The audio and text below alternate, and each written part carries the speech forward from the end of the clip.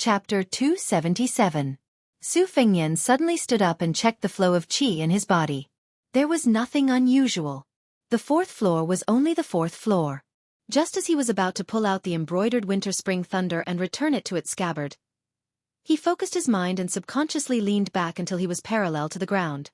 The tip of his foot kicked the scabbard of the spring thunder. The scabbard collided with the blade and broke through the ground. A dagger dipped in poison brushed past the tip of his nose. Su Fengnian held the spring thunder with his left hand and slammed his right palm on the ground. His body floated back 20 feet. After he stopped, he looked at the cliff and saw a slender figure leaping out with a dagger in her hand. She laughed and was not in a hurry to fight. She tilted her head and asked doubtfully, "Hey, how did you know that I would climb from the cliff to the top?" Su Fengnian stared at the elusive young assassin without blinking. He suppressed the anger in his heart and said calmly, "You can crawl out from under a horse, jump out from water, and jump down from the hole in the city gate. For the 1,000 taels of gold that the king of Jing and Zhao Heng paid you, what can't you do?" The young girl said, "Oh," and didn't say anything else. She looked at Su Fengnian, who was holding the dagger in his left hand with an expression that said, "I knew you were left-handed." Su Fengnian suddenly asked, "Did you see anything strange when you climbed up?" The young girl shook her head and said, "Climbing is boring." Su Fengnian had a complicated expression. He looked at the white sky and said helplessly, "Haha, young lady, you stabbed the dagger in both hands into the stone wall and climbed for an entire night?" After the young girl who was supposed to be in the prime of her youth assassinated Wang Mingyin with her dagger hand, it had caused a huge uproar in the Jianghu. The target of the assassination was the 11th in the world who had been famous for 20 years. This news was even more shocking than a certain beauty and a certain young master. In the Jianghu, the most powerful aphrodisiacs were always secret manuals, women, and fame. There was an endless stream of people chasing after them, especially the latter. Otherwise, how could there be so many martial artists in the Eastern Sea Martial Emperor city who desperately wanted to climb up the city gate tower? Being able to go up to the second floor was enough to ensure that one would not have to worry about wealth and glory for the rest of his life. It was not that Su Fengnian had never offered her 2,000 or 3,000 taels of gold, but she had never paid attention to him. What could he do? This time, he thought that he had the old god of swords Li Chungang and the others to protect him, and in front of him was a natural barrier, so he could have a peaceful night. Who would have thought that even the sword cliff could not stop Miss Hehe? Su Fengnian could not understand. Was she really after the reward of 1,000 taels of gold? Or was there some unknown irreconcilable enmity? She tilted her head in another direction and asked, "Hey, why don't you call your lackeys to protect you?" Su Fengnian said bitterly, "If I had shouted, wouldn't you have fought with your life on the line? Isn't it because I want to see if I can bury the hatchet with Miss Hehe?" She shook her head and said seriously, "No need, you can shout it. At worst, after I stab you to death, I'll jump off the cliff. Wealth and honor are up to fate, and life and death are up to the heavens." Su Fengnian smiled bitterly. "No leeway." The girl nodded her head heavily. Su Fengnian squinted his eyes and looked at the sky. The sun was rising, and he exhaled.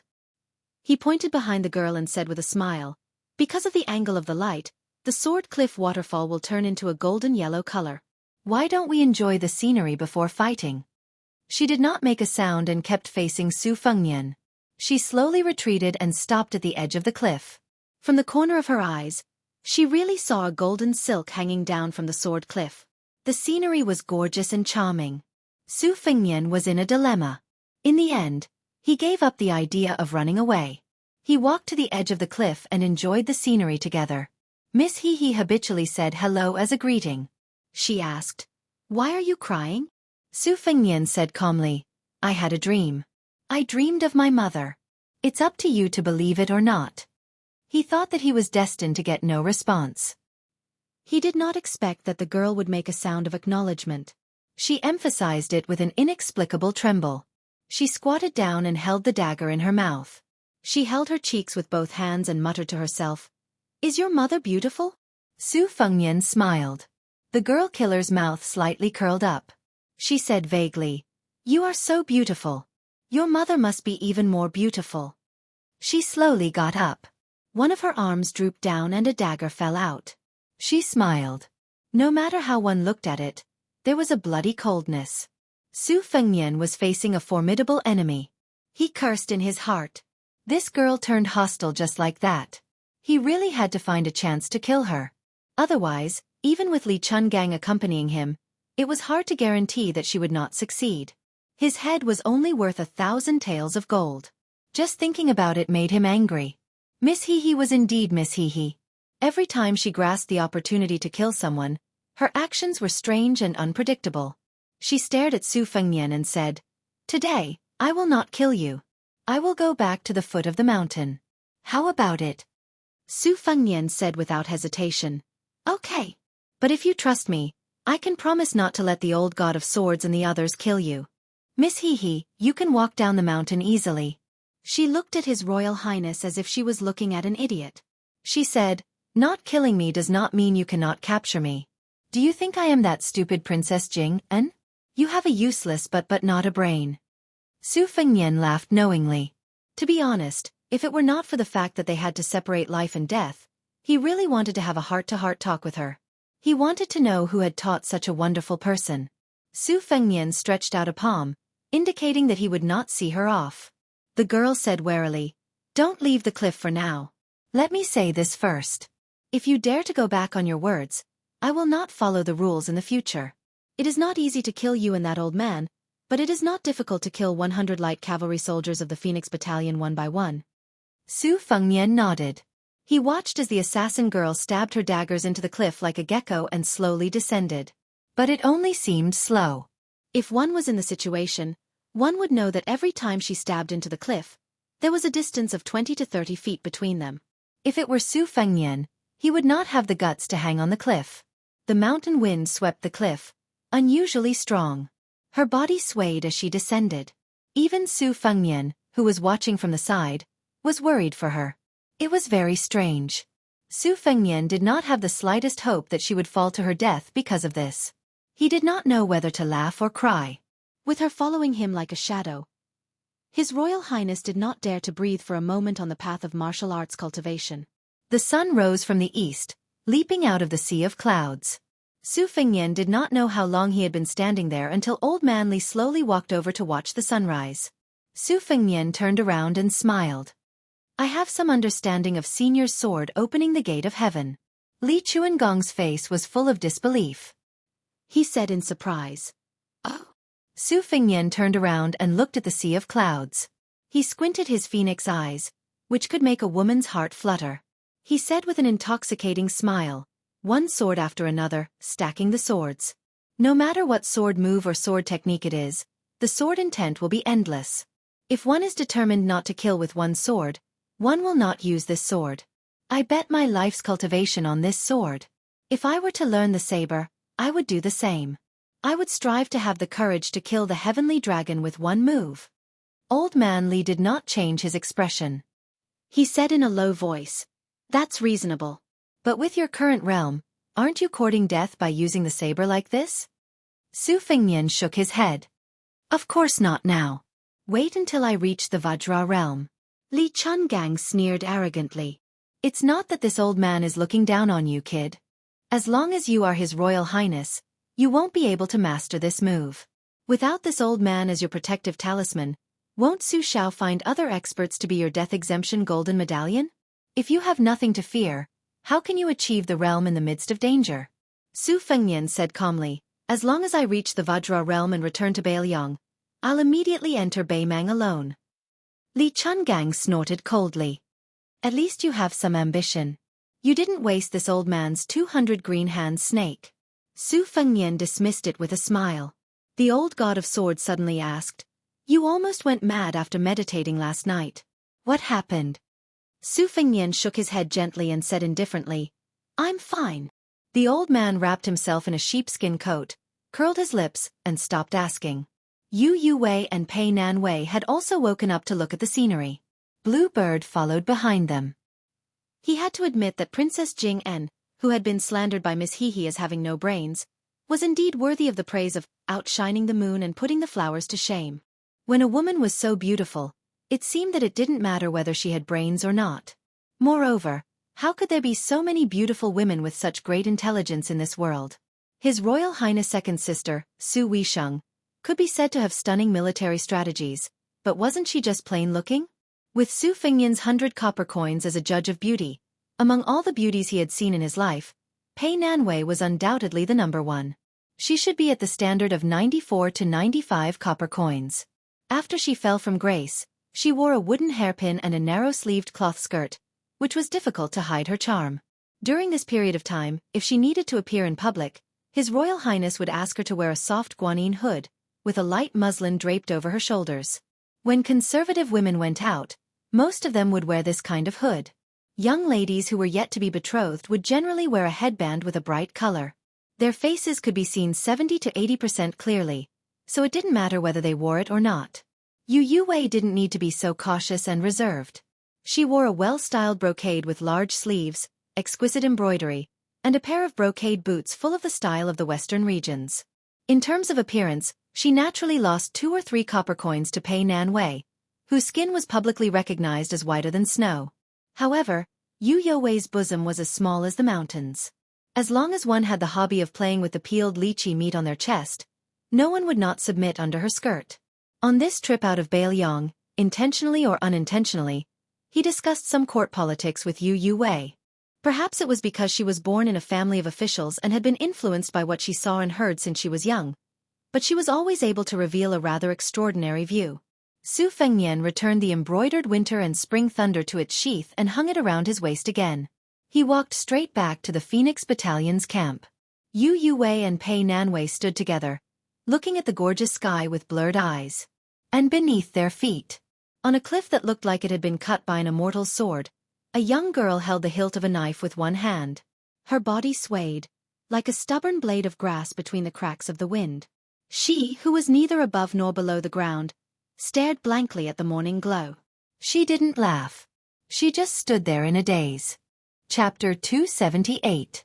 The Chang'an escort agency was neither too big nor too small in the eyes of Jianghu, which was said to be a province without escorts. It was good that the old escorts and the young escorts were well matched. There were only 50 to 60 of them. However, most of the old escorts were heroes and retired soldiers, so their combat power was not weak. The old escorts were tired of licking blood on the blade and became escorts. Not only did they have a solid foundation in martial arts, but they also had a strong network of connections. When they went out, they relied on their friends. Since they were escorts, it was inevitable that they would pass by many local strongholds, carry the escort flag, and announce their family's name that they used to be in Jianghu. Perhaps they used to snatch a maiden together. Therefore, most of them were willing to give them some face. As for the old escorts who had been on the battlefield, they might not be as clean and straightforward as Jianghu boorish men when it came to fighting. But if they were in formation, they would be able to intimidate their opponents even more. The young escorts of Chang'an Escort Agency, under the guidance of the old escorts, were not inferior to the disciples of the top few escort agencies. The only thing they lacked was that they did not have a top-notch secret manual to support them. This was the most helpless thing. The size of the escort agency depended on how many living escort flags were raised in the agency. The only ones that the Chang'an Escort Agency could bring out were the head escort, Shi Qingfeng, and the martial arts instructor, Yu Hanliang, who was in charge of the escort this time. They did not have a single guest. Han Xiangma was an orphan. At that time, near the end of the Great War of the Spring and Autumn period, the infant Han Xiangma was thrown into the snow by his heartless parents and was picked up by instructor Yu, who happened to be passing by. He grew up in the Chang'an Escort Agency. Han Xiangma was narrow-minded and active, and was willing to endure hardships when he practiced martial arts.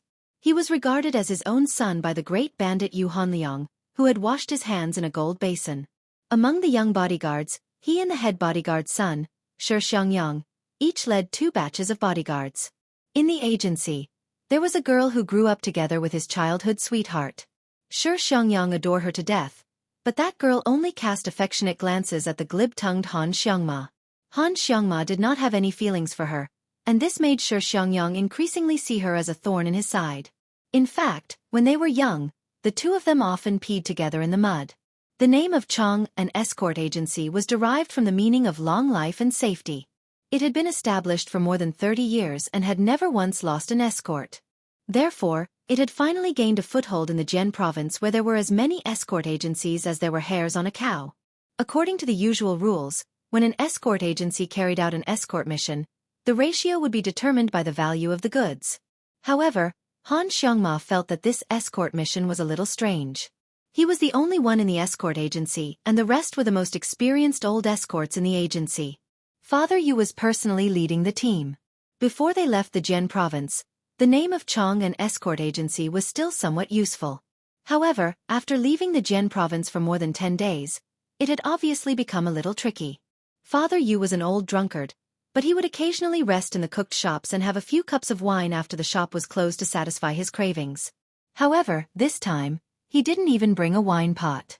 Han Xiangma rode the horse and guarded the escort box with his saber. The box wasn't big. According to Father Yu's private disclosure, when the chief escort received the escort that day, he said that it was a piece of family heirloom jade. There was an expert in the escort agency who specially appraised it and said with trembling hands and feet that the jade was worth at least half of the Chong and escort agency.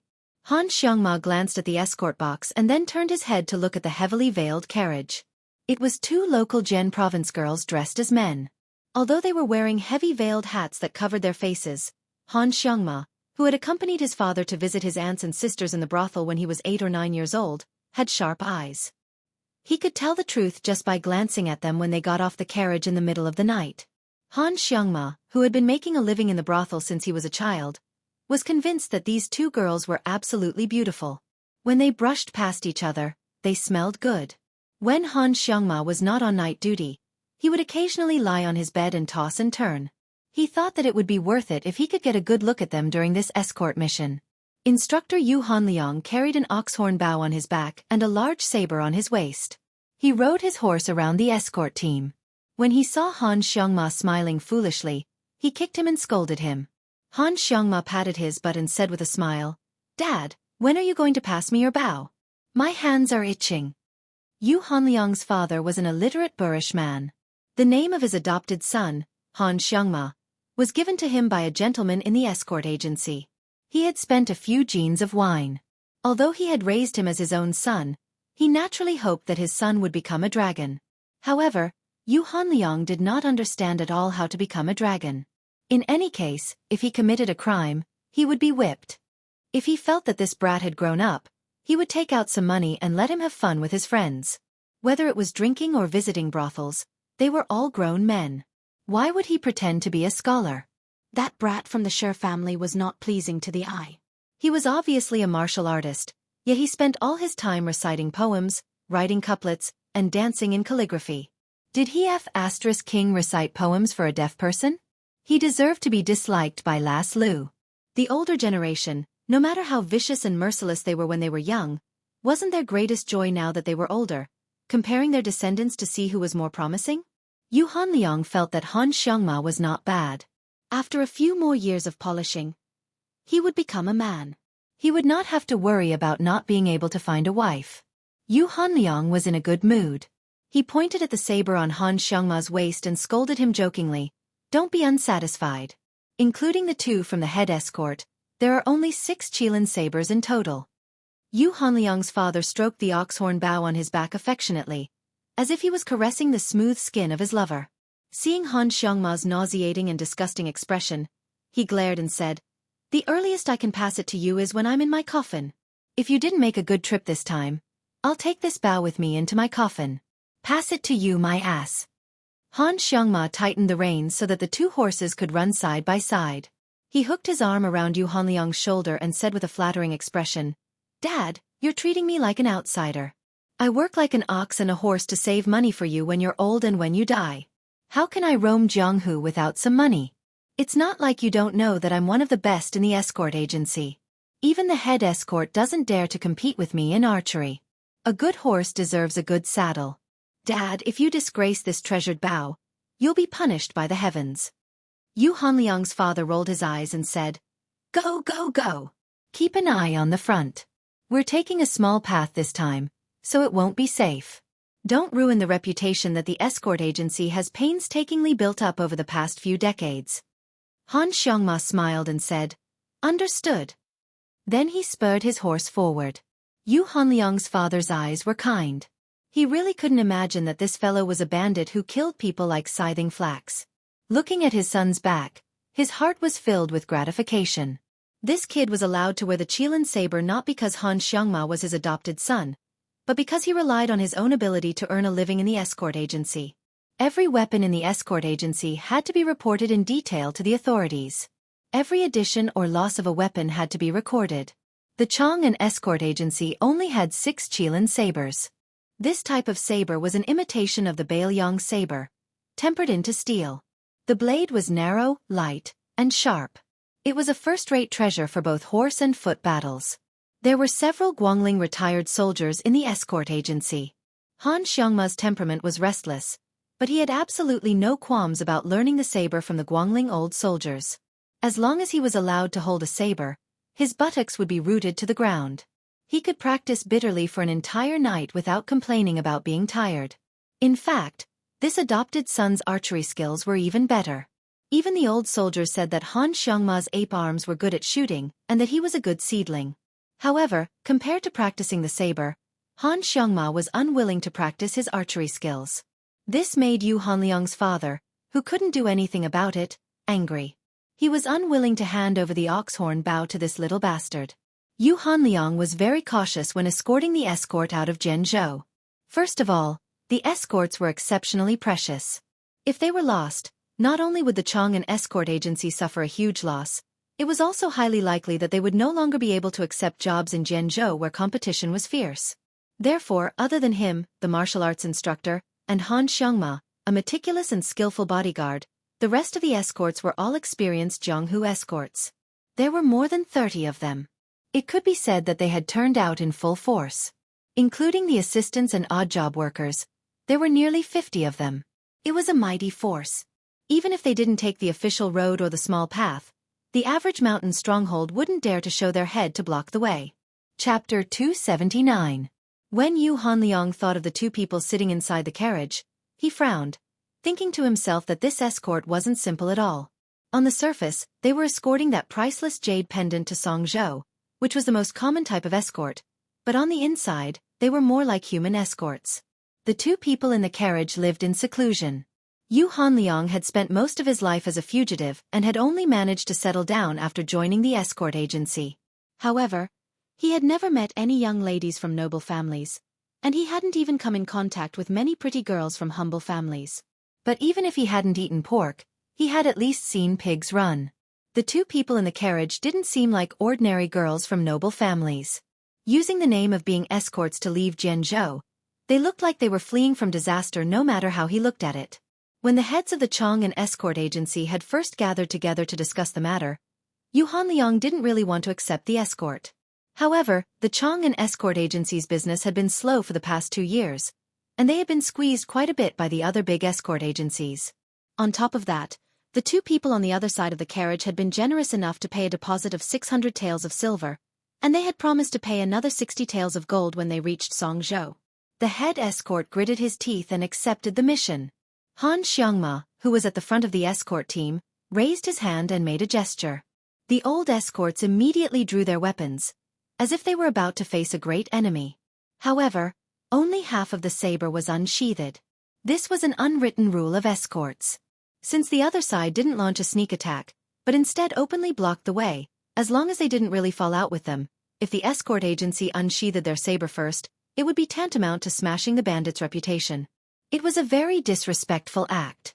When traveling the Jianghu, one couldn't be careless in the slightest. About 70 to 80 people jumped out of the dense forest on both sides of the small path with shiny sabers and spears. More than 20 riders appeared from the fork in the path, all of them strong and strong. Yu Hanliang had been an escort for 20 years, so of course he could tell that this group of bandits wasn't ordinary. They were most likely the kind of bandit who set small shrimps to catch big fish. Yu Hanliang was puzzled. He had never heard of such a troublesome bandit king on this mountain.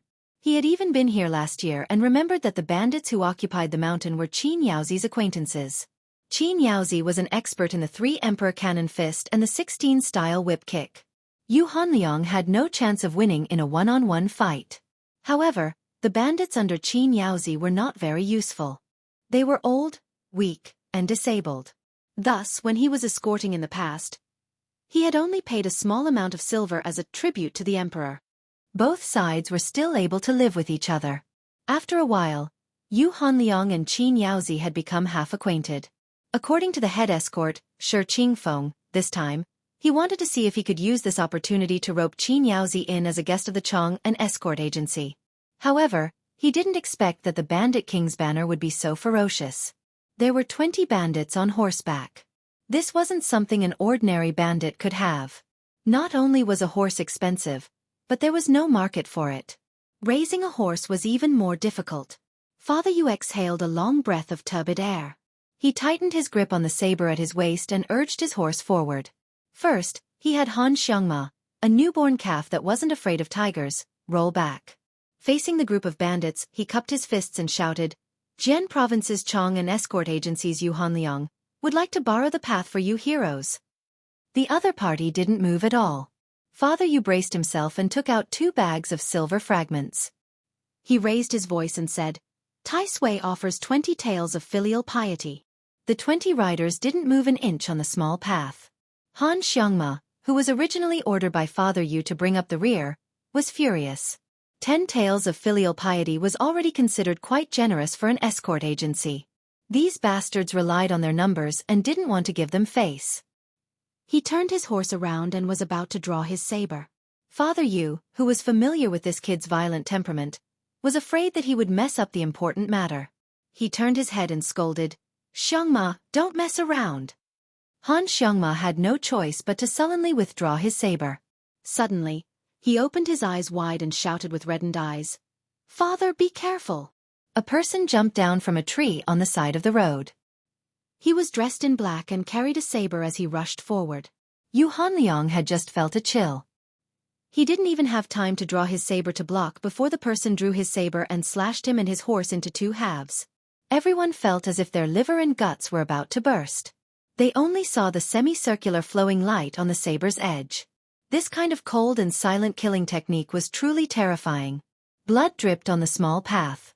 The bodies of man and horse were cut into 2 halves. Xianxia, who had depended on Father Yu for more than 20 years, was extremely angry. He lost his reason. He clamped his legs on the horse's belly and pulled out his Qilin saber, urging his horse to gallop forward. The young saberman standing on the small path lightly twisted his wrist. The blood on his saber splashed onto the ground, forming a scarlet line of blood. He pointed the tip of his saber at Xianxia, who had borrowed the momentum of his horse to strengthen his saber. Instead of retreating, he advanced and madly galloped forward. The 2 sides brushed past each other in an instant. After Xianxia's saber fell, he realized to his surprise that he had not hit his enemy. The next moment, he fell off his horse and rolled on the road. It turned out that the 4 hooves of his horse had been cut off by the saberman. When he looked down at himself, his legs below the knees had long been separated from his body. It was only now that the saber was too sharp that Xianxia felt the piercing pain. Even someone as tough as him howled in pain.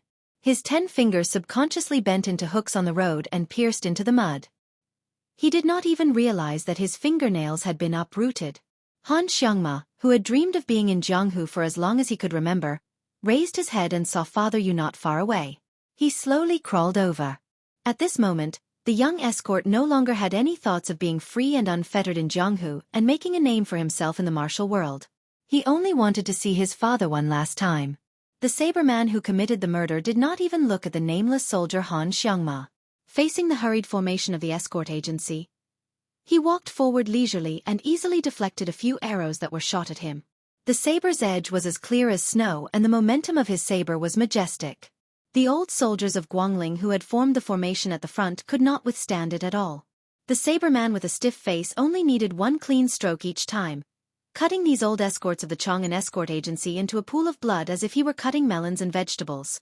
Except for Xianxia, who did not die on the spot, those who met him were all killed instantly without exception. In less than half an hour, the carriages were in a mess. The old escorts protected the carriages with their lives. The workers and handymen did not have the courage to flee in all directions. The saberman also did not chase after the carriages. Naturally, the 20 valiant cavalrymen chased after them on horseback. Raising their sabers, they easily pulled out a fatal wound that was so deep that the bones could be seen. The burly young man pulled out the tip of the saber that was stabbed into the heart of the last old escort. He wiped the saber on the body that was slowly falling to the ground to wipe away the bloodstains and then used the tip of the saber to lift up the curtain of the carriage. he said coldly. You have been chosen by Ancestor Xianyuan. Where can you escape to? The curtain was lifted up and a dagger stabbed out. The young saberman pinched the dagger with 2 fingers and casually broke it. He threw it on the road and then reached out to grab her slender white neck. He first dragged her out of the carriage and then hung her in the air. Her veil hat had fallen off, revealing a cold and peerless face. However, the cold-blooded swordsman did not care about her appearance. He only lowered his gaze slightly and saw that her feet, which were quite high from the ground, were trembling violently. Her hands were patting his thick arm in vain. Her face turned from red to purple. Another person who stayed in the carriage came out and saw this scene. She took off her veil hat and her face was exactly the same as the woman whose life was hanging by a thread. She said in a cold voice, "Let go of my sister." He glanced at her from the corner of his eye and felt that it was interesting. There was actually someone who was not afraid of death? She suddenly pulled out a dagger hidden in her sleeve and pressed it against her neck. She pierced into her soft skin and cut a bloody groove. She said coldly, "Let's see how you will explain to the pervert Ancestor Xianyuan if I die." The young saberman who had killed countless people frowned. Today's secret matter was nothing to him. Since he had come to Mount Hui to learn martial arts, of course he had to work hard for others. Everyone in Sword Province knew that the old master of Xuanyuan's hobby of keeping women and torturing and killing young girls. The old man was proficient in the secret sex joyful method and had been cultivating yin to yang for decades. His inner strength could be said to be mysterious and he was also a saber play grandmaster. The young saberman received an order to intercept a pair of fairy-grade cauldrons that Ancestor Xianyuan had chosen more than half a month ago. He turned the Sword Province escort agency upside down and hurried over, which delayed his saberplay practice at the 6-layered waterfall. This made him, who was addicted to martial arts, feel very bad. Facing the threat of the woman in the carriage, he held her neck with one hand and pressed the tip of the blade against her heart with the other. He said coldly, "Suicide? I won't stop you. However, I can guarantee that your sister will die before you. As long as I find the heart acupoint and crush her heart, I can make your sister half dead and suffer a fate worse than death. It's 100 times worse than you cutting your neck." She bit her lips with her snow-white teeth so hard that blood seeped out. The hatred in her eyes was unforgettable. She said slowly, "Who are you?" The young saberman said indifferently, "Remember, I'm Yuan Tingshan. If you want revenge, follow me back to Mount Hui and serve Ancestor Xianyuan well. Only after a few years of pillow talk will you have the hope of causing me some trouble." She really threw away the dagger and said with a smile, "Just wait." The machete man who claimed to be Yuan Tingshan casually tossed his elder sister to the ground. The 20 riders had already slaughtered all the small fries in the escort agency. Not a single one was left alive. The machete man cracked his neck at the genuine robbers behind him. The riders whose blades were still dripping with blood all smirked and charged forward. She looked indifferently at her sister who was hugging the saberman's thigh and begging for mercy. The young saberman quietly waited for the riders to finish their work. When he saw that most of the heads had been harvested, he lowered his head and looked at them. "I heard that it's hard to tell your gender. I'm very curious which one of you is a man." As he spoke, a man wearing a white brocade robe with 2 sabers appeared at the end of the road. Chapter 280. In terms of geography, Jiangdong's Big Bulbul Gang and Jiangxi's Dragon and Tiger Demon slaying platforms stood opposite each other. In terms of geography they were similar. Adhering to the principle that a close neighbor was better than a distant relative, they generally minded their own business. They were like 2 old women who treated each other with respect. Although the Xianyuan family's ancestors' morals were questionable and he was despised by the scholars of Zhonghu, his martial virtues were not low. He had made friends with many heroes and warriors in the world. Some of the men who had been on the government's list and wanted to be killed could seek shelter from the Xianyuan family, which was one of the few powerful families in the martial arts world. The government could only turn a blind eye to it. The Xianyuan family's old master, who had controlled the family for half a century, was also willing to cultivate the younger generation who came to the mountain to study martial arts. After Yuan Tingshan took his revenge, he became a fugitive wanted by the government and was even on Zhao Gou's list. If it weren't for the Xianyuan family's willingness to let him go to the mountain, he would have been captured by Zhao Gou at the foot of the mountain.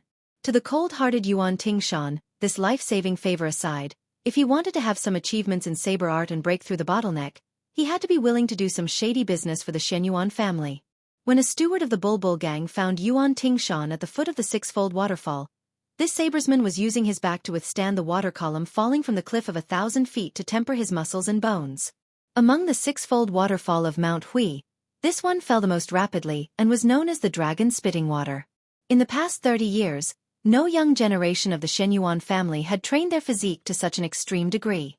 As soon as Yuan Tingshan heard the gist of the situation, he led 20 light cavalry down the mountain to intercept 2 young playthings who were trying to escape from a small house. He really did not have the energy to do so, but since he was living under someone else's roof, he had no choice but to help them eliminate the disaster.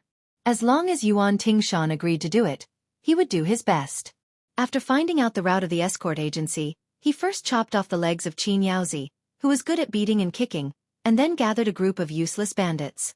It was not that he wanted to borrow their strength, but he wanted to create a smoke screen for the government that the bandits and the escort agency had perished together. It was said that the pair of beauties were very famous in Zhenzhou.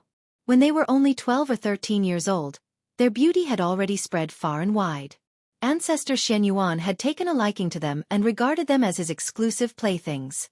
He had already half-publicized it in River East. He was just waiting for the right time to invite them up the mountain to enjoy themselves. He never thought that the pair of beauties, who were praised as one of them is already beautiful enough to topple a city, while the other is even more beautiful enough to topple a country, would actually run away. Yuan Tingshan, who was slow to realize many things, glanced at the 2 people who had almost the same face and body, then pointed at the one standing on the coach with the tip of his blade, laughed out loud and said, "Your skin is even better than a woman's. No wonder Patriarch Shenyuan cares more about you. I wonder how many days you can be played with by my sister with your soft and tender skin. Remember, my name is Yuan Tingshan. Before I master my blade skills, don't die. Otherwise, it won't be fun anymore." Yuan Tingshan had already seen the famous uninvited guest sitting high on the horse, looking at him from afar. The corner of Yuan Tingshan's mouth curled up, and a murderous intent surged. He was born poor, and after he started practicing martial arts, he never hid his hatred for the rich and powerful. When he first entered Zhenzhou, he slaughtered a whole boat of rich and powerful people on the river. Yuan Tingshan made a beheading gesture to the valiant light horse that Shenyuan had painstakingly trained. He gently tapped his shoulder with the back of his blade and walked towards the black bodyguard who was still crawling on the ground. He did not forget to turn his head and say with a smile, "I kindly remind you. I heard on Mount Hui that Ancestor Shenyuan has strange hobbies. When the time comes, when the old man asks you to have sex with your sister, what will you do?" The sister with the shocking purple mark on her neck was paralyzed on the ground. When she heard Yuan Tingshan's words, her delicate body trembled and her face turned pale. The blood at the corner of the bodyguard's mouth became thicker. Yuan Tingshan made a suggestive gesture of straightening his back and laughed as he walked towards the young bodyguard who was struggling at death's door, leaving behind the androgynous pair of brother and sister. The sister who was sitting on the ground raised her head in fear and looked at her brother who had been very opinionated since he was young. The latter just happened to be looking at her coldly from above. She shivered to the bone. Yuan Tingshan did not care about being hated by the siblings at all. With their looks, if they could really curry favor with Ancestor Shenyuan, it would not be difficult for them to be favored at Bulgang for a few years. However, by that time, Shenyuan Qingfeng would already be his woman.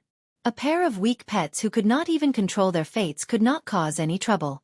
Han Xiangma, who had lost both of his legs, was still crawling in a pool of blood with difficulty. He was only surviving because of his stubbornness. Yuan Tingshan stood between Han Xiangma and the old bodyguard's corpse. He stabbed his saber into the ground and bent down with a smile. "Try a little harder. You will see your father's head soon." When Han Xiangma's head, which was still moving forward with its broken body, reached the edge of the saber, Yuan Tingshan sneered and slowly cut a gully in the road. He then gently cut off the head. After pulling out the saber, he kicked the head with the tip of his foot. Blood splashed out of the head and the head rolled to the old bodyguard's corpse. "Jianghu men die in Jianghu. It is a worthy death." Yuan Tingshan murmured, "I am a good person." This scene made the siblings feel nauseous, especially the sister who was so terrified that she fainted on the spot. The man who was standing straight on the carriage called out to Murong Wuzhu, but there was no response. He expressionlessly lifted his sleeve to wipe off the blood. She, who had been praised for her beauty in countless poems in the river east of Zhenzhou, had a blank look in her eyes. The Murong family was the last aristocratic family in Zhenzhou, far inferior to those powerful aristocratic families. It was said that when the Murong siblings were born, there was a magician who passed by and left a ballad. A female and a male, a female and a male and a female flew into the Wutong Palace. Everyone knew that the Wutong Palace was the palace of Great Peace City. As the Murong siblings gradually grew up, the scholars of Zhenzhou praised them. The elder sister was a rare beauty, and the younger brother was as beautiful as a lotus. It was said that since he was born, the lotus pond in the mansion had never bloomed. Every year, the pond filled with green lotuses only grew to buds. Therefore, Murong Tonghuang was also known as the Lotus Man. In addition to the ballad that had been sung for many years, the Murong family had great expectations for this pair of siblings. There was once a clan member who was blinded by lust and tried to molest the siblings when they were only 10 years old. However, no one knew why he didn't succeed in the end. He was even blinded in one eye and was expelled from the family. Unfortunately, when the siblings were 13 years old, they went to Longhu to burn incense. At the foot of Mount Hui, ancestor Xianyuan saw them and regarded them as his exclusive property. The Murong family was powerless in the face of such a huge figure in Zhenzhou. It was unknown whether it was because they were cornered that they endured until the end of the 3-year deadline and ran away from home.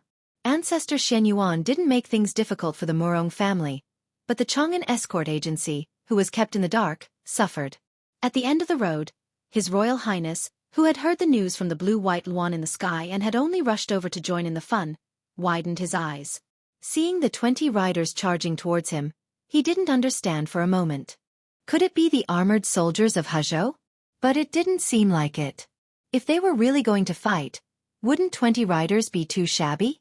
Didn't they know that there were 100 Phoenix Battalion soldiers following behind him? Because of the blue-white luan's warning, he didn't allow the 100 light riders to pull away. His Royal Highness was already in a bad mood as he approached Mount Longhu. Especially after seeing the Machateman's cruel actions of cutting off heads and kicking heads, he became even angrier. He raised his hand, and with great halberd Ning Amei in the lead, the 100 light riders split into 2 columns and stomped on the ground, creating an ear-piercing rumble. Chapter 281. The 20 riders were not stupid. After being stunned, they immediately turned around and ran away. They were not blind. Who could not see that the cavalry that appeared out of nowhere not only had a standard saber, but they also had a crossbow on their back. Bows and arrows were still fine as the imperial court did not forbid private possession of them. However, crossbows were definitely not something that could be used by the military. Once found in private possession, the light punishment would be banishment to the army and banishment of 3,000 li. The heavy punishment would be the crime of treason and the head would be chopped off. What was worse was that within the He province, Jian province, and Hu province, only the Goshawk camp and Falcon camp under the Duke of Guangling had the qualifications to possess military crossbows. The Xianyuan family could look down on those counties, but they did not dare to clamor against the elites of the vassal kings. Even the arrogant and domineering Yuan Tingshan could not help but frown. Duke of Guangling's men? That loathsome young master was the son of a general? If it was still the days when he was alone, he would have already pulled out his saber and rushed over. Although he had to run for his life, he had to cut that young master down from his horse no matter what. Yuan Tingshan waved his hand and signaled for the 20 riders to go to the carriage where the siblings were. He stood alone and stared at the dandy who was sandwiched between the 2 groups of riders. Meeting on a narrow path. The dandy held both sabers and slapped the horse with the scabbard. When he was 50 steps away from Yuan Tingshan, he asked coldly, "You are from the side of Duke of Guangling, Zhao?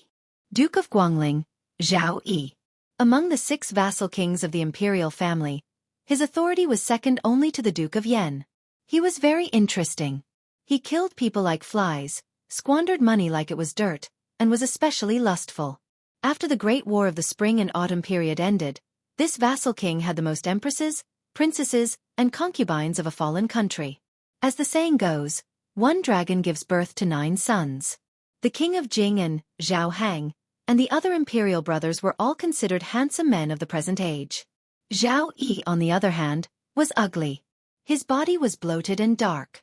Together with the Bailiang, Chu Lushan, they were known as the North and South Fatties. Both of them were infamous jackals and wolves. Although the king of Guangling had a bad character, he was ambitious in leading his troops. Compared to the king of Yanqi, the head of the vassal state of the dynasty, he only lacked in numbers. The skills of individual soldiers were not inferior. Zhao Yi's territory was the homeland of West Chu, the former most powerful country of the spring and autumn period. To be able to suppress the Chu people and kill countless scholars in 20 years, one could see the iron fist of this vassal state. This time, it was Yuan Tingshan's turn to be puzzled. But soon after, this undisciplined swordsman began to sneer, appearing very sinister. Su Fengnian asked, "Are they suppressing bandits?" Yuan Tingshan smiled and asked in return, "Then are you a bandit?" Su Fengnian was amused by this cruel swordsman. He smiled sinisterly and said, "So what if I am, and so what if I am not? You will know soon." Yuan Tingshan ignored the 20 crossbows of the light cavalry at the front. His body exploded, dragging his saber as he ran. 20 arrows shot out. Yuan Tingshan twisted and turned like a nimble ape. Within 50 steps, he could clearly see the face of that arrogant young master. What a pretty boy! Only by cutting off the head of this kind of rich family would he be able to vent his anger. But for the sake of his future, he would endure it for a while. He would let you keep your head for a while. When his saber skills surpass old ancestor Xuanyuan's, with Mount Huishan in his hands, Shenyuan Qingfeng would become his crotch. But it was true that he would let you live temporarily, but it did not mean that he would let you continue to sit on the back of a horse and order people around. But Yuan Tingshan dodged a wave of arrows. Just as he leaped into the air, wanting to injure the son of a general, a black horse charged out from the side. The general held a large halberd and stabbed it straight at Yuan Tingshan's chest. If he was stabbed, there was a 100% chance that his heart would be pierced. Yuan Tingshan's body fell from the sky. When he landed, he exploded again. The famed saber in his hand just happened to slash at the horse's head. The heavy halberd swung in the air. It just so happened that it met the saber head-on. Yuan Tingshan narrowed his eyes. The saber in his hand no longer retreated. It chopped at the body of the halberd. The halberd swung backward. Yuan Tingshan seemed to have used all his strength and was forced to retreat. But his feet slid on the ground. With one hand on the ground, he raised some dust under his feet. His body rushed forward again. His speed was almost twice as fast as before. It was clear that he saw the enemy as weak first. Once he sensed the enemy's strength, he would suddenly kill him. Ningame, who was wearing heavy armor, roared angrily. The hard halberd in his hand faintly shook out layers of subtle arcs, making a buzzing sound. Yuan Tingshan was fast, but his halberd was not slow either. The tip of the halberd hooked at the waist of the young saber master. Once it hooked, the assassin would be cut in half. Yuan Tingshan laughed and made a sound of surprise. His free left hand suddenly pressed on the back of the saber, making contact with the halberd again. This time he did not use brute force. Instead, he used the strength of his palm to drive the saber in his right hand. With the halberd as the center, Yuan Tingshan nimbly drew a semicircle in the air. Once again, he closed in on the unmoving and ignorant young master on the horse. Yuan Tingshan was a ruthless man who had slaughtered his way through the streets and alleys of the marketplace. He dared to risk his life, but at the same time, he cherished his life.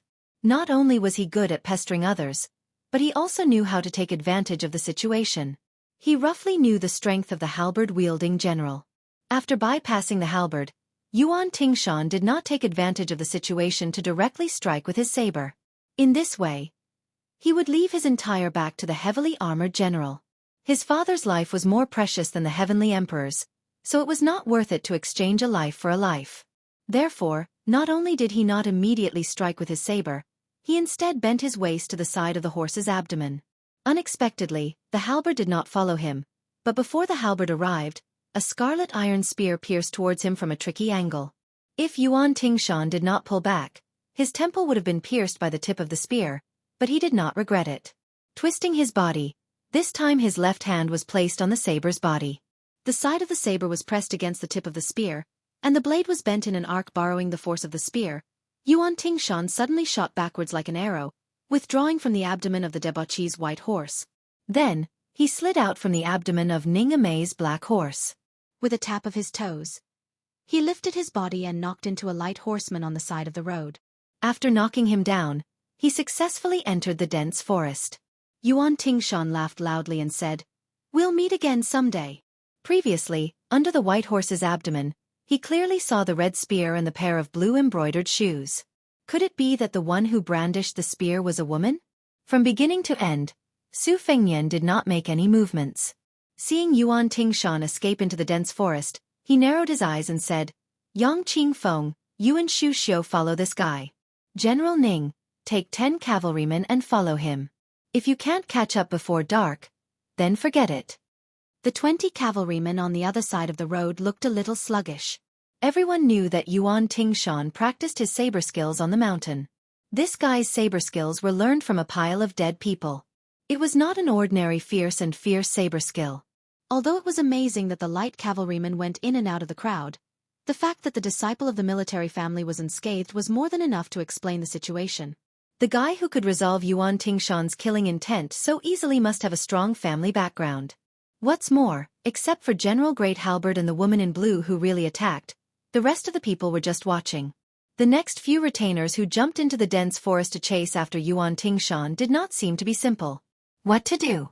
Nonsense. The leading cavalryman did not care about Yuan Tingshan's safety. He turned his horse around and directly retreated. When he passed by the carriage, he bent down and picked up Murong Wuzhu, who was sitting on the ground in a daze, and put him on the horse's back. Another cavalryman followed suit and wanted to kidnap Murong Tonghuang, who was standing on the carriage. Unexpectedly, this beautiful woman stretched out her hand and stabbed him. The cavalryman who was unprepared felt a burst of pain. He looked back and glared at her fiercely before continuing to rush forward. Murong Tonghuang did not wait for the next cavalryman to make a move. He quickly retreated into the carriage and hid in a corner. Su Fengnian turned his head and smiled at Yuan Meng, who was eager to give it a try. He ordered, "Field Officer Yuan, take some people and chase after them.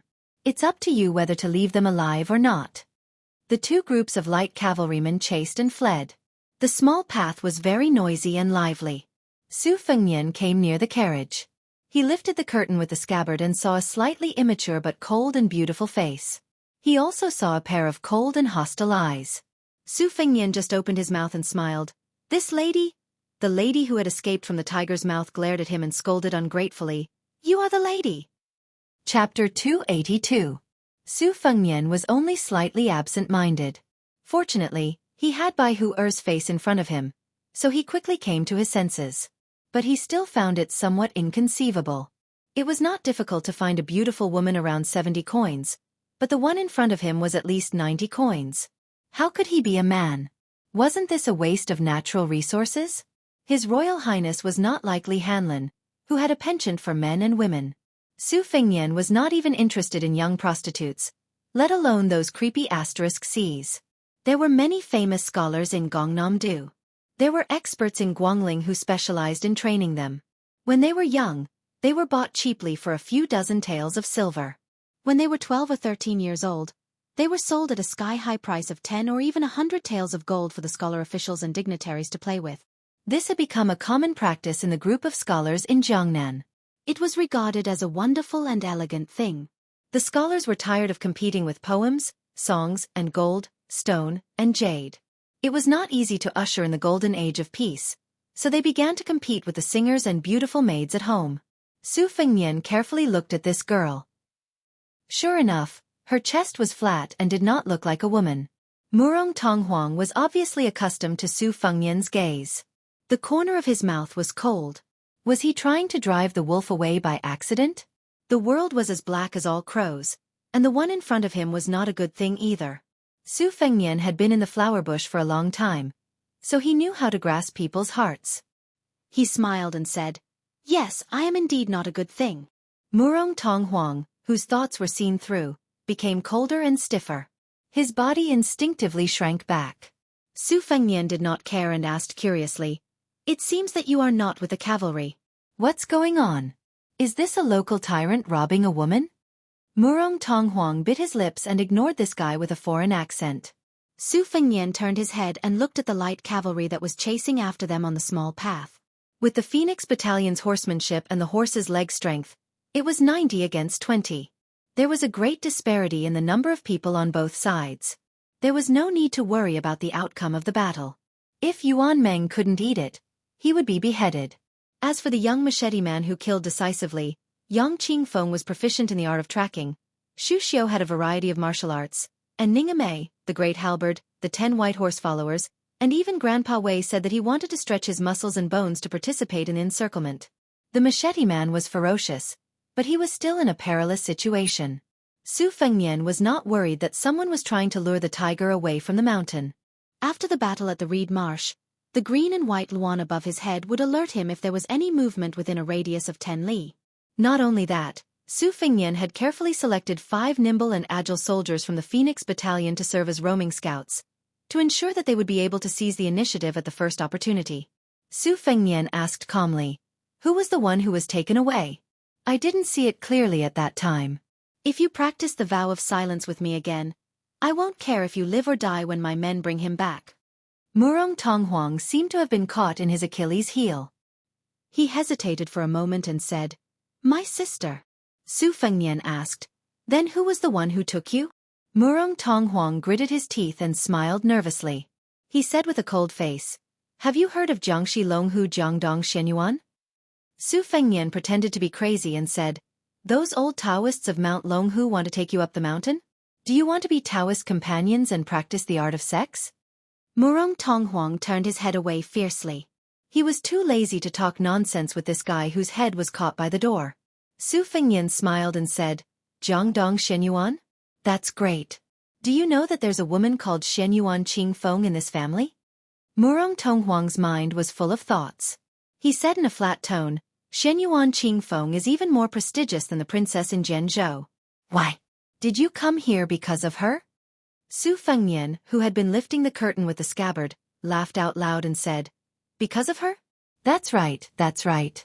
I'm about to fall in love with this woman. That's a good way to put it. That guy Wen Hua must be rolling on the ground when he hears it. You know, when he was chased and beaten by this woman, he even flirted with her because she didn't shave her armpit hair clean." Murong Tonghuang stared at this guy in a daze. Was there really something wrong with his head? Su Fengnian put away the embroidered winter and slowly let down the curtain. His stomach full of evil ideas began to ripple. They were actually the private soldiers of the Shenyuan clan. If they wanted to sleep, they could just hand over a pillow. If this crime of killing dozens of people from the escort agency was spread out, he wouldn't be afraid that the 2 provincial governors would be blinded. Right now, the provincial and county system was changing. The 30 or so provincial governors originally in the imperial court were all sharpening their heads, wanting to reach a higher level of enlightenment. During this period of time, it was estimated that the threshold of Grand Secretary Zhang's mansion had been trampled to pieces. There were at least 8 or 9 baskets of name tattoos that had been handed over. This was because regardless of whether it was the administrator or the Jidushi, they could both be said to be real officials of the border. Just in terms of the territory under their jurisdiction, they were practically no different from the monarchs of a country during the spring and autumn period. Although the provincial governors of Hezhou and Jidushi were suppressed by the vassal king Zhao Yi and had no hope of becoming the Jidushi, they could still fight for the administrator's throne. At this critical juncture, Su Fengnian had poked the hornet's nest. He didn't believe that the 2 provincial governors wouldn't admit defeat. Su Zhao's strength lay in that he couldn't make these 2 important ministers become the administrator, but he definitely had the ability to make them lose their positions. When Su Fengnian saw Blue Bird holding the Xana spear, he felt that something was off. He helplessly asked, "Are you tired?" Blue Bird shook her head very seriously. The 90 Phoenix Battalion Light Cavalry swiftly pursued and attacked. The horses' hooves shook the ground, and the crossbows shot out violently. As soon as someone fell off the horse, they would stoop down and stab him, or the crossbowman in the back would accurately shoot another arrow, nailing him to the ground. Fortunately, this was not an official road. Otherwise, the commoners would be scared out of their wits if they saw such a bloody scene. Once defeated, it would become a lifeless hunt. The Bailiang cavalry was originally selected from the Baimang cavalry who were good at fighting. Their horsemanship could compete with the nomadic cavalry of the grasslands of Baimang. Although the Bailiang army could not be said to have swept across the desert in recent years, the border cities and towns of the 2 countries were crisscrossed with each other. Every year, there would be small and medium-sized fierce battles. This was especially so under the purposeful arrangement of the Great Pillar State Su Xiao and the tacit cooperation of the Baimang side. The scouts from both sides were habitually grouped into a group of 100 to 120 people to fight in pairs. Once they came into contact with each other, it would be a cruel battle of hunting and counter-hunting. The excellent horsemanship of the Bailiang cavalry was forcefully honed in this way. The soldiers of the Yan Imperial and Guangling vassals were also considered ferocious soldiers in the past. Why was it that in the past decade or so, they were unable to compete with the Bailiang army and fight for the title of the world's greatest hero? It was because the Bailiang had the Baimang as a whetstone. The whetstone had the blood of both sides flowing on it. Before it dried, fresh blood would splash on it. The 20 riders were not able to withstand the slaughter. Soon, only the rider with the woman on his horse was left. Yuan Meng and the rider advanced side by side. The Bailiang knife in his hand was not in a hurry to be unsheathed. He grinned and said, "Brother, if you turn around and obediently go to our family's young master and offer this beauty to him, we will spare your life. If you continue to run, you will become a hedgehog." The rider from the Shenyuan family did not dare to believe it. He wished that his mount had 4 more legs and ran wildly, lashing the horsewhip to death. Yuan Meng laughed coldly and said, "Are you in a hurry to be reincarnated?" Chapter 283. With a flash of the blade, the head of the knight flew up. The headless corpse swayed and finally fell on the road. Yuan Meng leaped from the back of the horse and jumped onto the horse that had no one to drive it. He pulled the reins and the horse finally stopped. Yuan Meng laughed loudly and said, "Let's go back." Passing by the corpses of the enemy cavalry that were scattered on the road, Yuan Meng said viciously, "Give me another arrow. Remember to shoot the head. If any bastard dares to miss, get off the horse and pick up the arrow." The fearsome light cavalry roared with laughter. It turned out that one of them was trying to show off his skills on the white horse and tried to shoot the eyeball of a corpse. In the end, the eyeball brushed past his face and fell on the ground. Yuan Meng turned his head and scolded with a smile, "Wang Donglin, get off the horse and pick up the arrows one by one. If there is one arrow missing, I will make your ass bleed." The valiant light cavalry soldier called Wang Donglin scolded and got off the horse. He used his Bailiang saber to chop the corpse that caused him to lose face into a pile of mud. Then, he obediently went to the corpses one by one to pull out the arrows. He didn't forget to shout at the top of his lungs, "If anyone dares to talk to His Royal Highness about this, I will not let him off." Yuan Meng's laughter came from afar. "Young chick that hasn't even grown hair yet. How dare you talk about me?" His Royal Highness said that when we reach Zhenzhou, he will find 2 courtesans for each of us. Wang Donglin, who was pulling out the arrows from the corpses, wiped the saliva from the corner of his mouth. As a result, his face was covered in blood. Su Fengyan had nothing to do, so he personally drove the carriage that Murong Tonghuang was in. The 3 carriages slowly moved forward. The 3 coachmen were His Royal Highness, Spear Immortal Wang Xiu's daughter, and the old god of swords Li Chun Gang. This group of horses was really terrifying. After meeting up with Yuan Meng, this general tried his best to gently hand Murong Wuzhu over to His Highness the Crown Prince. He scratched his head and grinned. Killed all of them. No one was left alive. Murong Wuzhu had already fainted after seeing Yuan Tingshan's decapitation technique. It could be said that she was fortunate in her misfortune. Unfortunately, she was picked up by the Shenyuan family's cavalry and jolted violently. She woke up with a start. Her willowy waist was almost broken and she was in so much pain that her face was covered in cold sweat. After she was brought back to the carriage by the warm hands of an unfamiliar young master, she only knew that her future was uncertain. She was in a daze and did not dare to raise her head. Murong Tonghuang did not look at his sister. He lifted the curtain and looked at the broad back. He asked coldly, "Going to Sword Province?" Su Fengyan didn't turn around. He nodded and said, "Let's go to Mount Longhu and meet Jiangdong Shenyuan." Murong Tonghuang asked, "Who are you? You knew that these knights were puppets of the Shenyuan family, yet you still dared to kill them?" Su Fengyan smiled and said, "Me? My surname is Fu. My given name is Jun. Jun means gentleman." Murong Tonghuang sneered and let go of the curtain. Out of sight, out of mind. Murong Wuzhu hid in the carriage and endured the pain. She said timidly, "Thank you for saving my life, young master." Fortunately, Su Fengyan had sharp ears and heard it. He said with a smile, "According to the rules of Jianghu, young miss, you have to give yourself to me." Murong Wuzhu was stunned and her cheeks turned red. Murong Tonghuang saw this and frowned. His sister saw his expression and immediately kept quiet out of fear. Her face turned pale. Su Fengnian touched the sore spot and asked, "Why did the Shenyuan family catch you? You and your sister are unarmed. You don't have to become enemies with such an aristocratic family that can be ranked in the top 3 in Jianghu, right? Or is it that young Master Shenyuan covets your beauty?" Since the soft approach didn't work, he used the hard approach? Murong Tonghuang was silent. He pursed his lips tightly and looked cold and determined. It was a sharp contrast to his delicate and weak sister. Even with his Royal Highness's imagination, he still couldn't imagine that the ancestor of the Shenyuan family had taken a fancy to this pair of jade discs. Murong Wuzhu was old enough to be the old man's great-granddaughter. The old cow nibbled on the young grass to the extreme.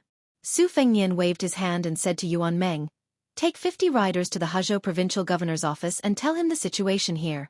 If the old man is playing dumb with you, you can directly mention Chu Lushan. If not, damn it, I'll have to do it myself." Yuan Meng took the order and left.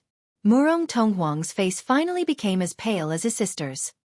He said with a trembling voice, "You're Chu Lushan's subordinate in Beiliang?" Su Fengnian was a little jealous of this damn fatty's reputation. He said angrily, "Don't worry, Chu Lushan won't touch you." Indeed, according to Lu Qiuer's temperament, this fatty would even worship his Royal Highness's dog like his own father and mother. However, how could Murong Tonghuang, who didn't know the inside story, be at ease? Wouldn't it be equally miserable if he fell into the hands of Chu Lushan and that old freak Xuanyuan's hands? He handed the dagger to his sister and said coldly, "Without the dagger, I know you don't have the courage to bite your tongue and commit suicide. This is the last one.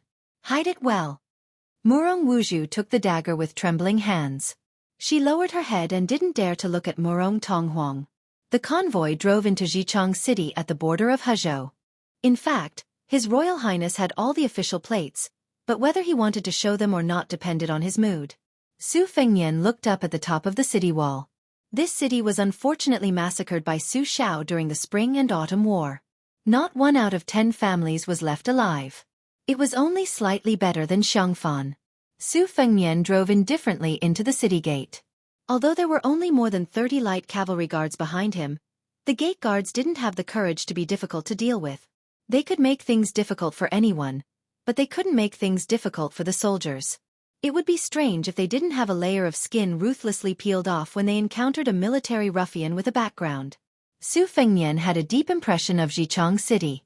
The tragic massacre was secondary. The most important thing was that there was a scholar here that Su Shao admired the most when he was young. His surname was Sun and his name was Ping. It was a very simple name that didn't even appear in any official history. There were no poems that were passed down, no romantic affairs or confessions. However, Su Fengnian knew that this young scholar, who argued with the old Grand Secretary until his lips turned blue, was the most far-sighted scholar in Taiyan City.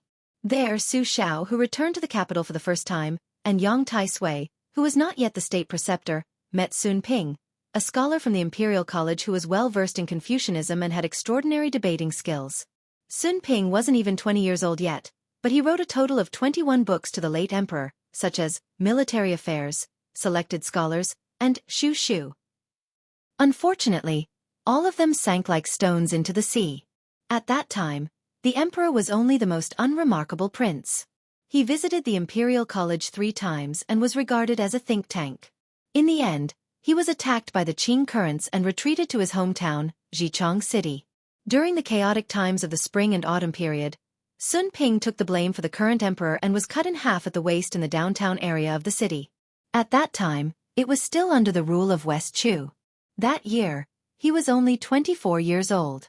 The 21 books from back then had already become the guiding principles of the country. Su Shao often repeated the words that this scholar, who didn't even have the strength to truss a chicken, had said to him. Scholars can only add flowers to embroidery. Only martial artists can help the common people in their hour of need. The 9 kingdoms of the spring and autumn period are like a large chopping board. Su Shao, you can just treat yourself as a butcher. Don't do anything else. As long as you chop people up, chop people up, chop people up, chop people up, chop people up and chop people up, you'll be able to chop out a peaceful and prosperous era. Su Shao had done this and thus became the only prince with a different surname in the dynasty. Sun Ping didn't have the opportunity to add flowers to embroidery. Chapter 284. It's on the shelves. Tomorrow, I'll have a proper outburst. Every 10 monthly votes. I'll update it with 1,000 words. The maximum is 15,000 words. P.S. You're also casually smashing the recommendation tickets? After Su Fengnian entered the city, he chose a large inn. According to the dynasty's military regulations, the light cavalry behind him had to go to the government office to submit a military document. Then, Zhejiang City would arrange for a military camp to be stationed there. How could His Royal Highness take this seriously? When they alighted from the carriage, Murong Wuzhu and Murong Tonghuang had already put on thick curtain hats to cover their faces. When Murong Wuzhu saw Yu Yuwei holding Wu Mainyang, she was stunned. Clearly, she didn't expect that there would be such a beautiful woman in the cavalry. After that soul-stirring robbery and counter-robbery, her spirit was at rock bottom. She lowered her head and followed closely behind Su Fengnian. When she stepped onto the stairs, she suddenly bumped into His Royal Highness's back. She was overwhelmed with shock.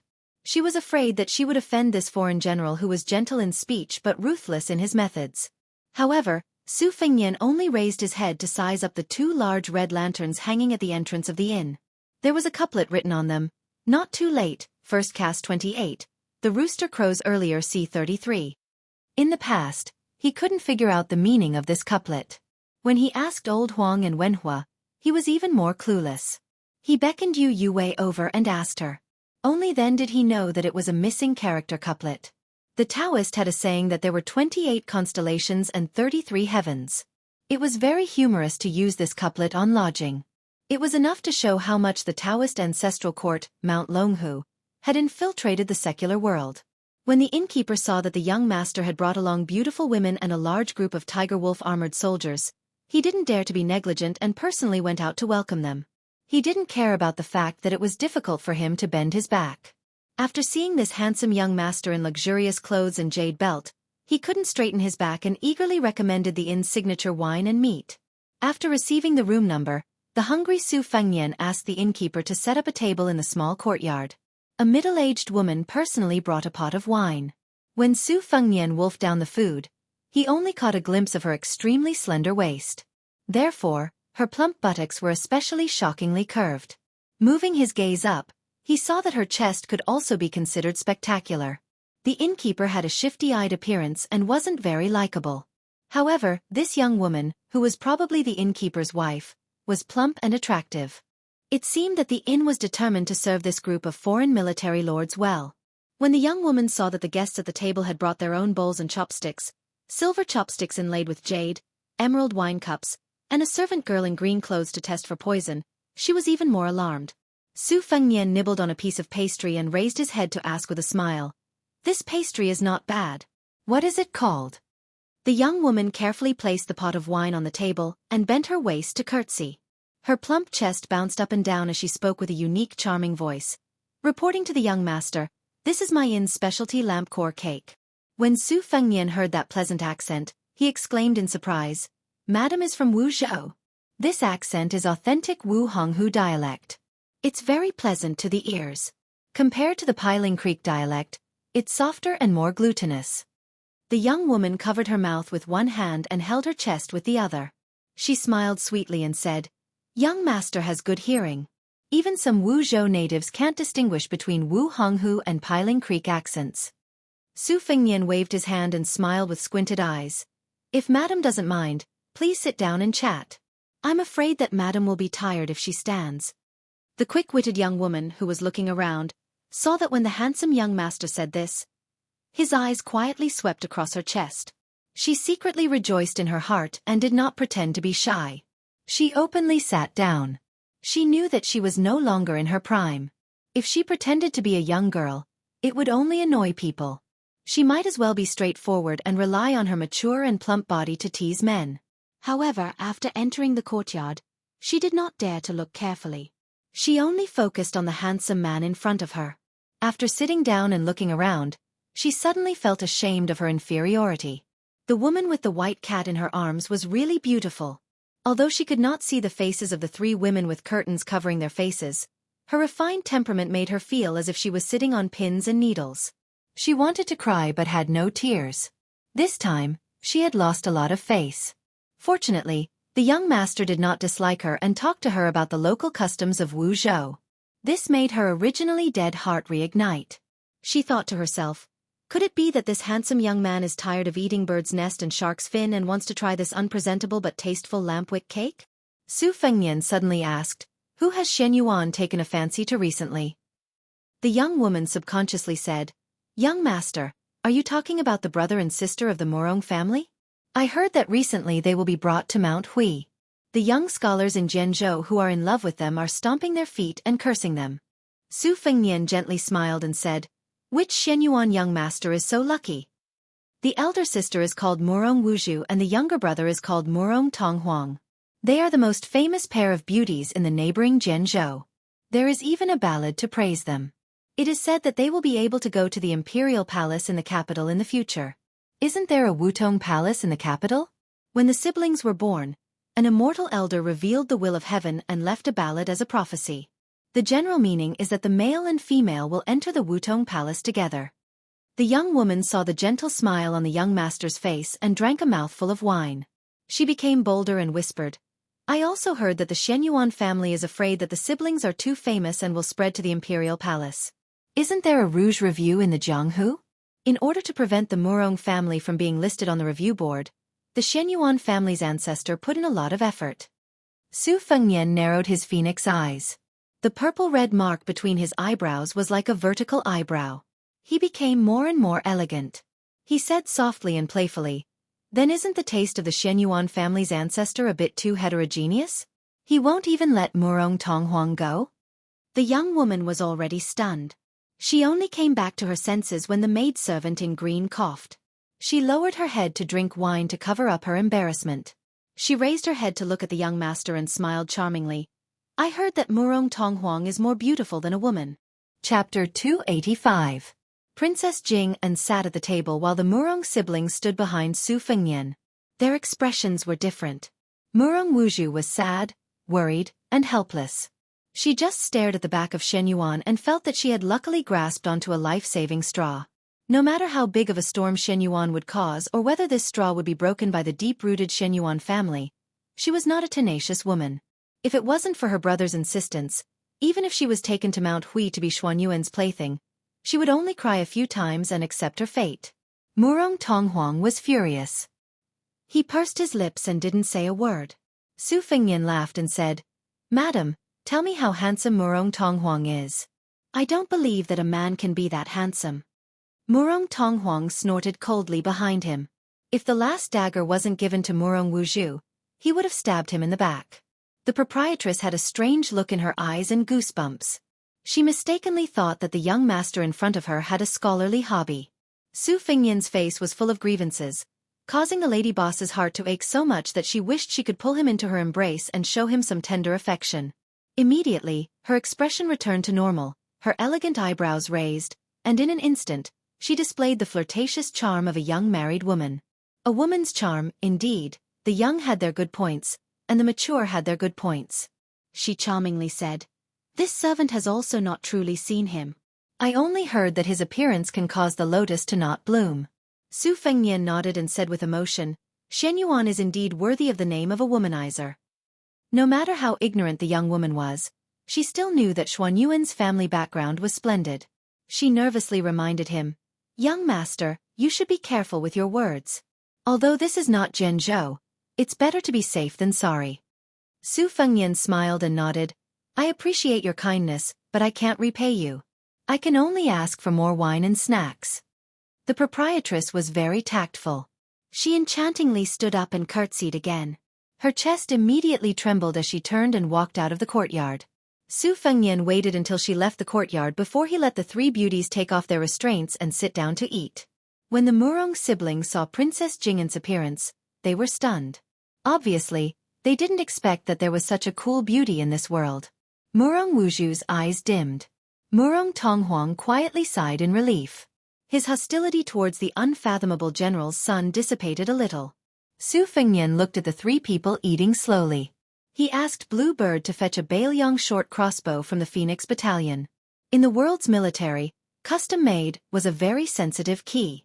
From the Bailiang army to the small bows, crossbows and sabers, All of the regulations were clear and organized. Not to mention the Bailiang's sabers, the crossbow in His Royal Highness' hands was also very particular. The crossbow was a crossbow with a horizontal posture. It was different from the bow, which could be shot immediately. The advantage of a crossbow was that the string could be drawn and the shot could be separated. The Bailiang crossbow had the ability to shoot continuously. This crossbow could shoot 4 pearls consecutively. Su Fengnian lowered his head. His fingers stroked the short crossbow's hanging blade and the hook with a concentrated expression. Murong Tonghuang asked seemingly unintentionally, "Crossbow?" Su Fengnian did not pay him any attention. He just remembered the Bailiang army's famous flowing crossbows. The crossbowmen rode their horses and roamed the battlefield, shuttling back and forth, sniping the enemy's generals and taking their lives from a distance of 100 paces. They were one of the Bailiang's renowned elite troops. It was not easy to become a flowing crossbowman. One's horsemanship and archery had to be outstanding. They were ranked first among the 6 classes of soldiers in Bailiang. There were more than 1,200 of them in total. Among them, 600 were organized into the Big Hut Battalion, and the rest were mostly scouts and roaming sentries. There was an unwritten rule in Bailiang. If a Baimang's son wanted to go to the border to earn real military merit, he must first be trained by the old soldiers to lose a few layers of skin and a few pounds of meat. If he was qualified and outstanding, he would be thrown into the sentry battalion as a scout. Only after fighting with the Bailiang spies with real swords and spears and cutting off 3 heads would he be considered to have a foothold in the Bailiang army. Not long ago, Li Hanlin sent a letter saying that he had successfully become a roaming sentinel. He had dreamed of running into those barbarians in Baimang. In the letter, he said that when his father heard that he was not content to stay in the rear and instead went to work as a scout, he was so angry that smoke was coming out of his 7 orifices. He did not have time to attend to the government affairs and rushed to the border military town, wanting to kidnap the only son of the Li family who was going to carry on the Li family's ancestral line and bring him home. He almost had a conflict with the Bailiang army. Fortunately, de Zhugua rushed back to the border from the capital and persuaded Li Hanlin, who was about to take the post of Bailiang's Taoist strategist, to go back. It was the Baimang that had been waging war all year round in the Liang dynasty. Su Fengnian was in a daze. The frontier poets of the dynasty liked to view the barbarians as animals that drank raw meat and drank blood. In the 100 barbarian country, the people were valiant. The barbarian soldiers were all armored cavalry, and there were hundreds of thousands of soldiers who controlled the strings. From the emperor to the common people, there was a custom of widowing after the death of the father, the wife after the death of the mother, the wife after the death of the elder brother. In the eyes of the dynasty, this was simply shocking and had no morals to speak of. However, the biggest scandal of Baimang in recent years was that a woman who had caused chaos in the palace had become the emperor. In 30 years, she had served 3 emperors, of which 2 were father and son. The last emperor, who had only ascended the throne for 13 days, could even be considered her nephew. This was something that was absolutely unimaginable in the Liang dynasty. It was said that this empress had 3,000 male companions. She was over 50 years old, but she was still very lustful. A few years ago, she had even sent a secret envoy to send a message to Su Xiao. As long as Su Xiao was willing to surrender to Baimang, she was willing to be his wife and share the world with him. Su Xiao was also straightforward with this huge meat pie that could sow discord and win him over. He first killed the envoy and then sent a message to Baimang. It was just 5 words. "Slave Su still thinks I'm too old." Su Fengnian smiled. Su Xiao was too vicious. That old woman was the empress of Baimang, but he still thought she was too old to be his servant. However, that old woman's scheming was really terrifying. She was not angry at this monstrous humiliation. She just laughed it off. Su Fengnian put down his crossbow and looked up to see the unhappy Murong Tonghuang. He frowned and said, "Don't put on airs in front of me. Even a stray cat or dog on the roadside knows how to wag its tail." Murong Tonghuang's eyes were cold as he stared at Su Fengnian. Su Fengnian stretched out his hand and flicked the embroidered winter scabbard. The embroidered winter rose up and with a bang, the most famous beautiful youth in Jianzhou staggered back and fell to the ground. Su Fengnian sneered and said, "I'm not that pervert Shenyuan Pan. I'm not interested in you. So what if you look like a woman? Can you give birth to a son for me? A mule born from a donkey and a mare. Do you know that? You're one." Murong Wuzhu was stunned by Su Fengnian's vicious words. Murong Tonghuang lowered his head and squeezed out a laugh from the gap between his teeth. It was unknown where Murong Wuju's courage came from. He held a dagger with both hands and faced Su Fengnian. Su Fengnian picked up the crossbow again and pressed it against Murong Tonghuang's head. Murong Wuju, whose face was full of tears, cried out in alarm. "No!" Murong Tonghuang raised his head. The crossbow was pressed against his forehead. He looked up at Su Fengnian and unexpectedly smiled. His smile could bring disaster to a country and its people. It was especially natural and charming. He said softly, "I know I'm wrong." Murong Wuju's dagger fell to the ground. He stared at Murong Tonghuang in a daze as if he was staring at a stranger. Princess Jing smiled strangely. Yu Yue did not look at this scene. She stroked Wu Mainyang's soft hair. Su Fengnian squatted down and looked at that face. He said calmly, "So pitiful." Chapter 286. Chapter 1. 4,000 Words. Yang Qingfeng participated in the hunt for Yuan Tingshan. He had learned a wide variety of skills and was proficient in unorthodox methods. He was good at controlling animals. Xu Xiu, who was born as a witch in Nanjiang, was not bad either. She had many secret techniques. She kept a distance of 100 steps from Yang Qingfeng and advanced side by side. Ningame threw away the bow, iron halberd. With a halberd pouch on her back and 2 flying halberds in her hands, she led more than a dozen light cavalry to abandon their horses and enter the forest. Assuming a fan-shaped formation, she held short crossbows and charged forward. Judumi priest Wei Shuyang's body was like a mountain elf, leaping from branch to branch, coordinating with Ningame. The 3 tracking forces cast an inescapable net in pursuit of the young swordsman. After Yang Qingfeng entered the forest, he bent down from time to time to check for clues on the ground. At first, he could still see footprints in the forest, deep and shallow. It was easy to chase, but soon the footprints began to fade. His footsteps suddenly widened. The escape route was no longer as simple as simply stepping on the ground. Instead, it was placed on tree trunks or rocks. Yang Qingfeng stopped and squatted down. He stretched out 2 sickly snow-white fingers to pinch some soil and sniffed it. His other hand took out 3 red-clawed black rats from a small pouch tied around his waist. He sprinkled the soil on the tips of their noses, and the little fellows scurried into the depths of the forest. Xu Xian came to Yang Qingfeng's side at some point and said lightly, "I didn't expect this kid to have some skills. I think we should just split up and completely widen the distance between us. Otherwise, if we accidentally hang ourselves on a tree, we won't have the face to see His Highness." The gloomy Yang Qingfeng nodded. He didn't want to work with this woman. It would be best if he could do it alone. He could also use some of his hidden tricks. Xu Xiu didn't dare to neglect His Royal Highness's important task. She waved her sleeves and changed direction. Like a goshawk, she soared into the sky. She stepped on the branches like a dragonfly skimming the surface of the water. After several bounces, she stood at the top of the tree. However, she didn't open her eyes to look into the distance. Instead, she closed her eyes and wrinkled her small nose. She suddenly opened her eyes and the corners of her mouth curled. Her delicate body swooped down quickly. She changed direction in the forest and chased after a breath. The swordsman was very cunning. He had already carefully and deliberately concealed his footprints. However, Xu Xiu was still able to follow him by relying on the breath that was against the wind. She muttered seductively, "Little guy is really naughty. Sister is so tired that I'm sweating all over. If I catch you, I'll skin you alive and pull out your tendons." In less than an hour, Xu Xiu successfully saw the swordsman's back twice. One time, the swordsman didn't run away. Instead, he ambushed Xu Xiu. His whole robust body was like a gecko sticking to the trunk of a tree. If Xu Xiu hadn't sensed that the breath had become heavier and determined that the swordsman was nearby, she would have been cut in half by the swordsman's saber.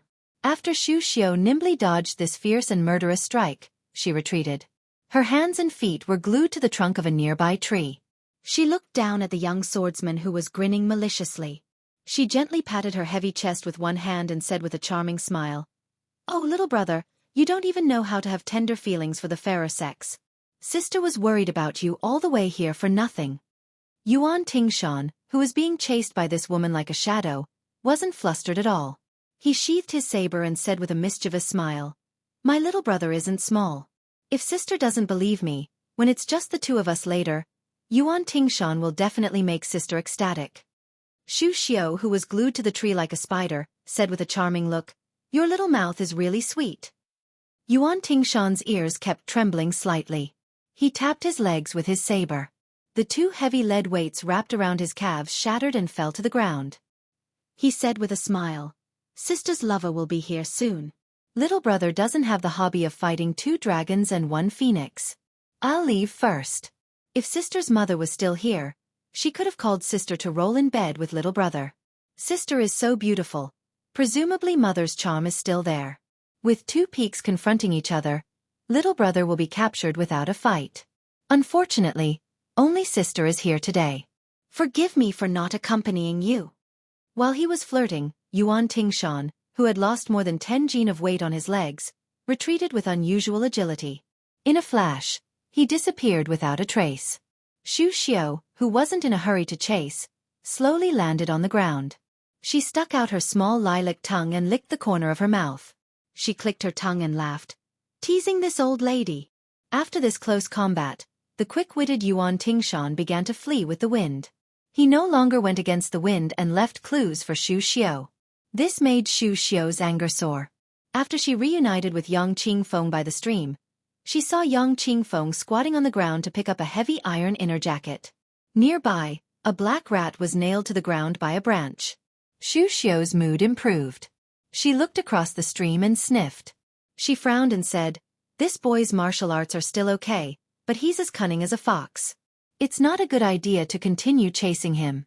Practicing lightness kung fu is clearly the stupid path of carrying a monolith. I estimate that he's carrying at least 20 jin of weight. You and I are not afraid of competing with just the strength of our legs. But he's going to attack faster and faster.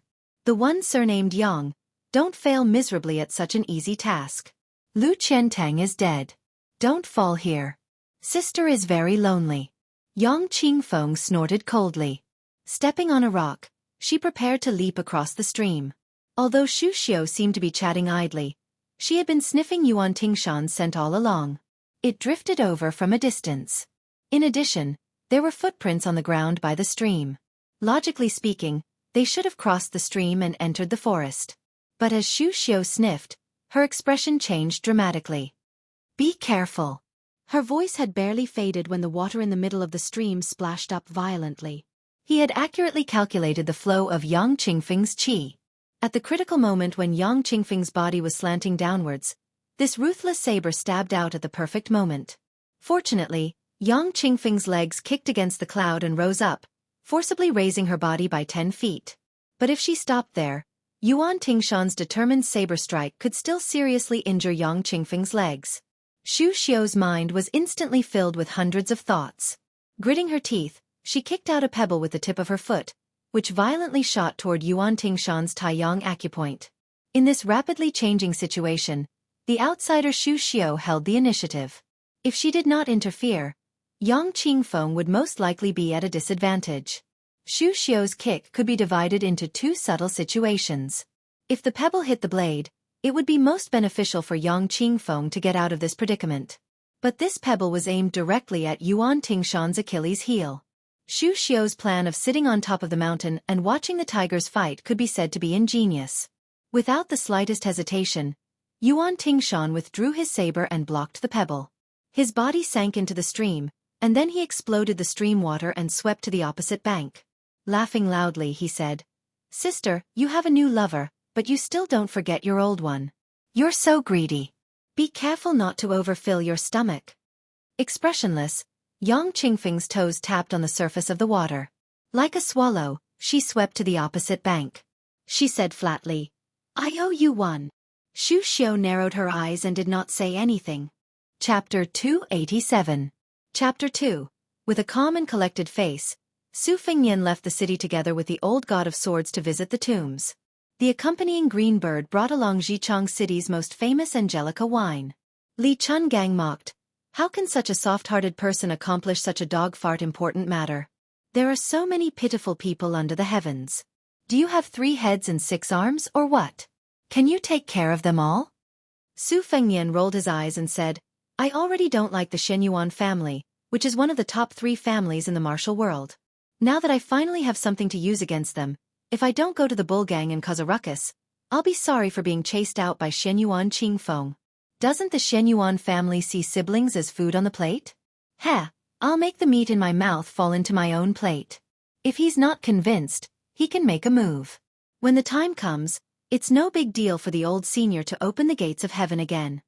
The old god of swords glanced at him and said, "Can you stop scheming against this old man all the time? Now that you don't have Zhang and I to support you, if you really annoy this old man, he'll open the gates of heaven with his sword." Su Fengnian changed the topic and asked, "What kind of person is that old Shenyuan guy? I heard that if this pervert doesn't have a woman for a day, his eyes will turn red, his cheeks will become red like fire, and his skin will crack and his tendons will twitch. It sounds like he's possessed by the devil." The old man with the sheepskin fur coat thought for a moment and said with a crooked mouth, "What else can he be like?" Su Fengnian said helplessly, "Tell me in detail. We're about to go to Mount Hui to cause trouble, so we have to know ourselves and the enemy. If we go down the mountain with great fanfare and end up rolling down the mountain with our tails between our legs, that woman Shenyuan Qingfeng will laugh her head off."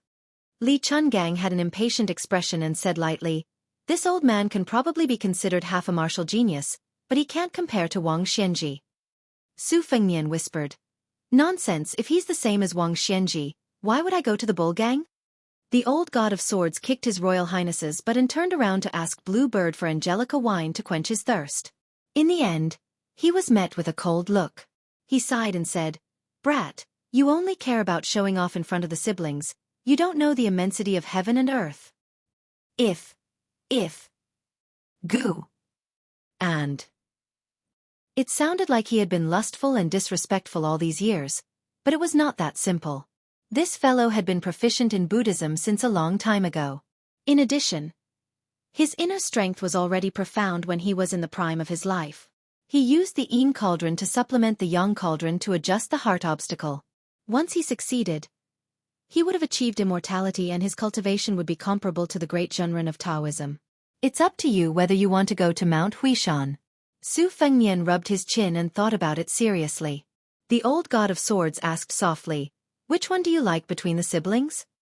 Su Fengnian's mouth twitched. "Old senior, you're wrong." The old god of swords said, "Indeed, with that guy who borrowed your spring thunder embroidered winter double blades, I'm afraid Murong Tonghuang won't catch your eye. Then when do you make a move on that white fox face? The later it is, the more you can't beat him. You won't even have the chance to force yourself on him. Actually, this old man can teach you a simple method. You just have to think of yourself as a woman. That white fox face is a man. Anyway, he's the most beautiful woman in the world. You won't lose out." Su Fengnian felt his hair stand on end and goosebumps appeared all over his body. He was full of grief and indignation. Li Chungang said disdainfully, "What? You want to fight with this old man?" Su Fengnian immediately flattered, "How can I? I'm still waiting for old senior's sword to go against the flow of the six-layered waterfall and flood that bull mound." Li Chungang said disdainfully, "Virtue." After leaving Zhejiang City, they walked for 2 hours before they finally found a lonely grave. Weeds grew crazily in the 3-foot-long grave. Su Fengnian squatted down and pulled out the weeds that wrapped around the tombstone. He looked at the tombstone that was less than 3 feet tall and remained silent.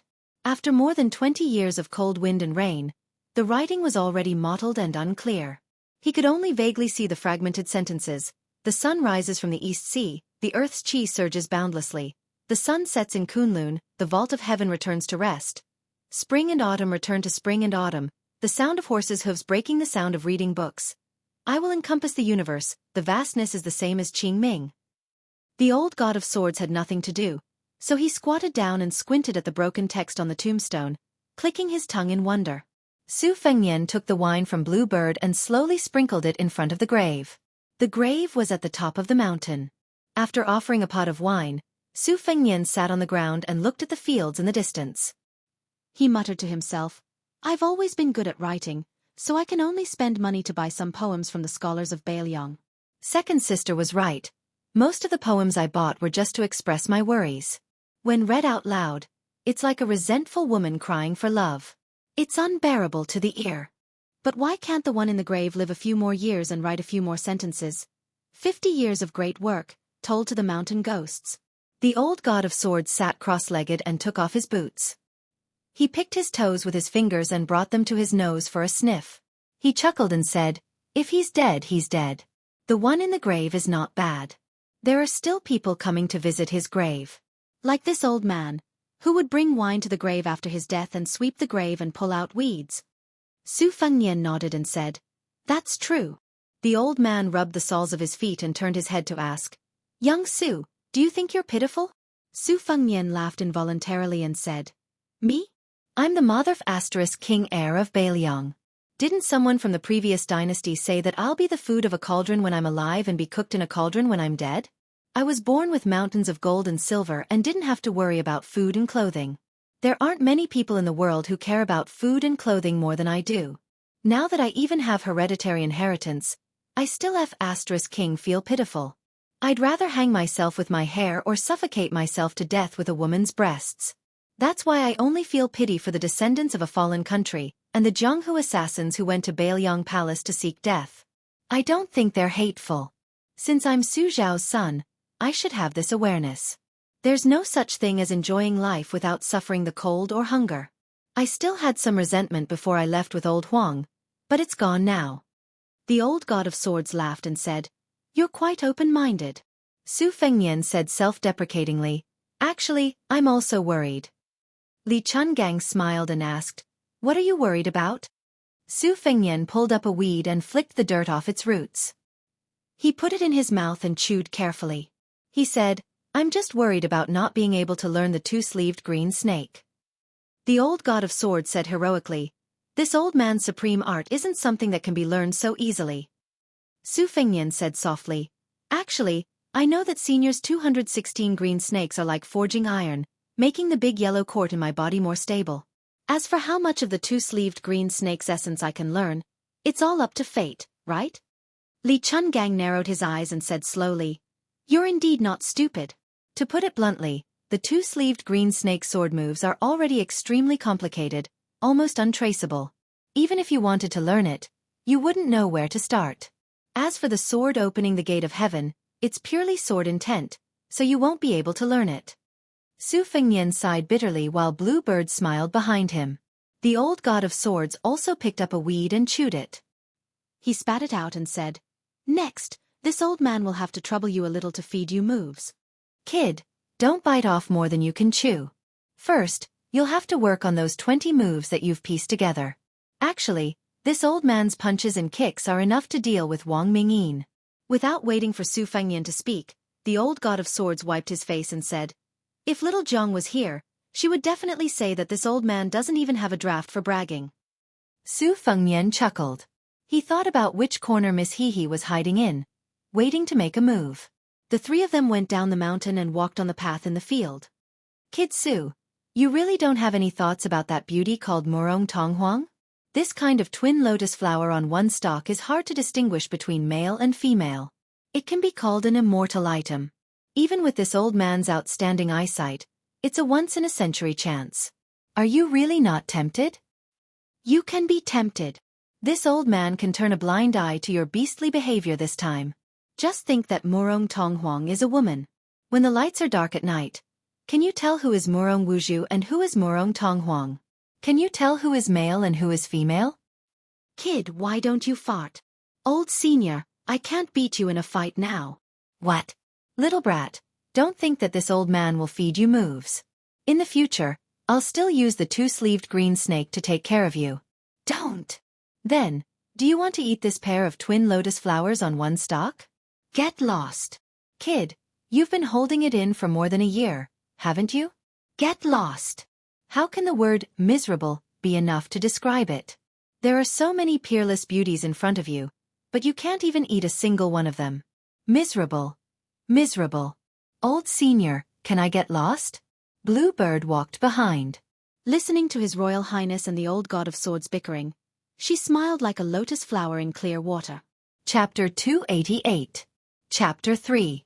In the mountain forest, danger lurked everywhere. Xu Xiu, Yang Qingfeng, Ningamei, and Wei Shuyang's groups gathered together. They all felt a sense of powerlessness and frustration. Several times, they wanted to surround and capture him, but in the end, that brat found an opportunity to escape. He was as slippery as a loach. One time, Ningamei's short halberd even pierced that person's arm. That brat forcibly withstood a blow from old Taoist Mi's sleeve and used the momentum to roll a few times. Full of viciousness, he left behind a sentence. "Grandson, this grandfather will definitely return the favor double in the future."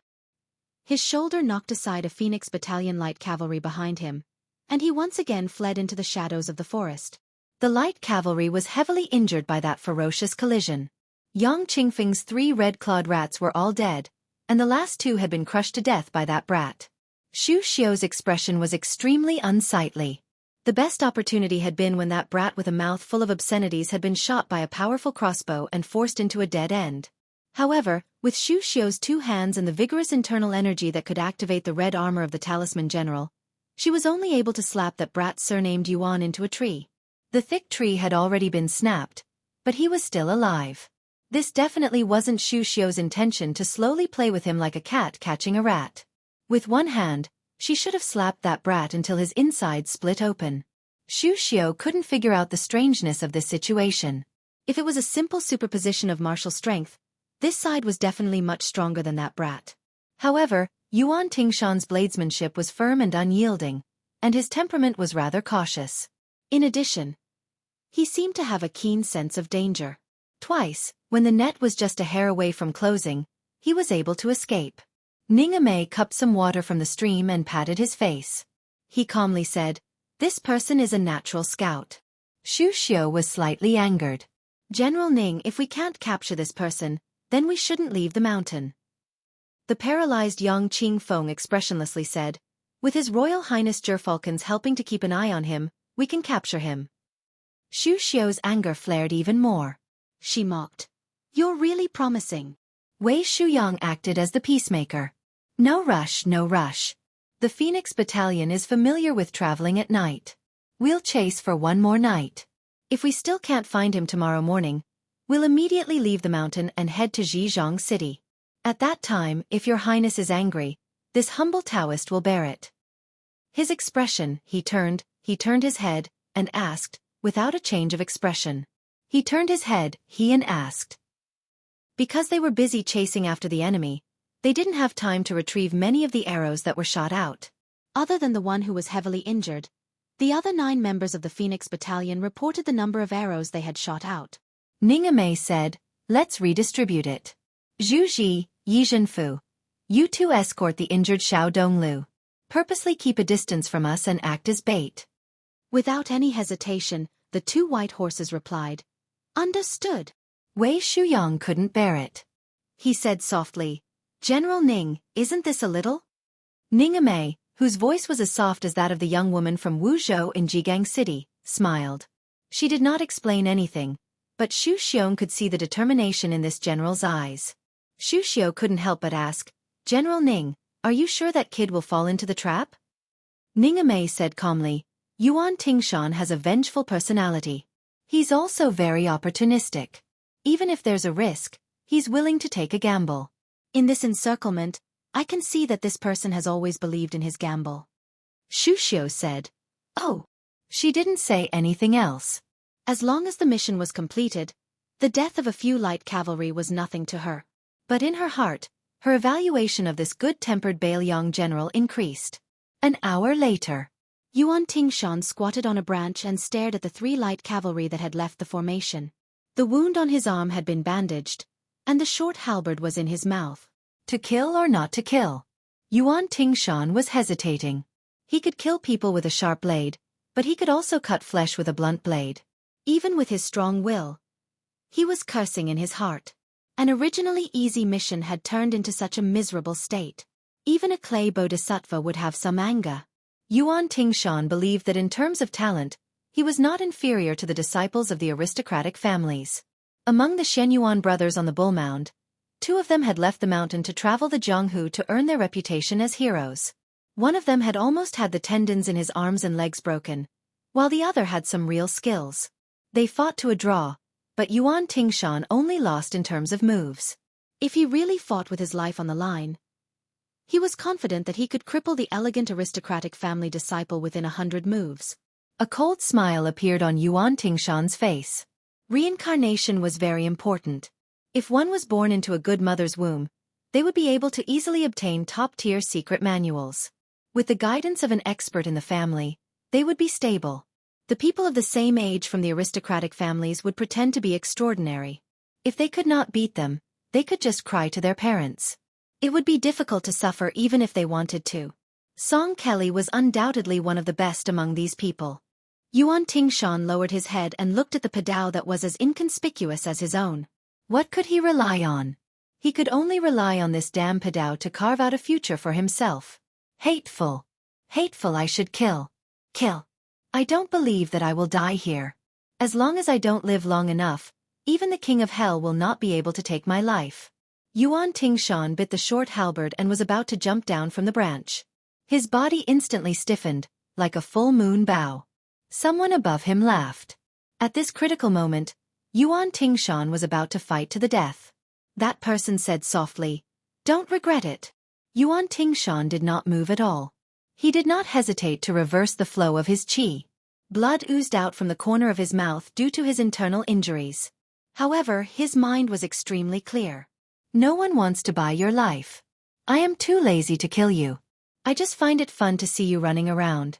I don't want you to die so early. Yuan Tingshan gritted his teeth and asked, "Who are you?" There was no response. Yuan Tingshan risked looking up and saw a little girl squatting on a swaying branch. She was carrying a golden sunflower. On the tree and under the tree, they stared at each other. Other than an old man who taught me how to kill, I usually only talk to the dead or those who are about to die. If you speak more than 20 words, you will die even if you don't. How many words have you seen? The girl spoke very stiffly.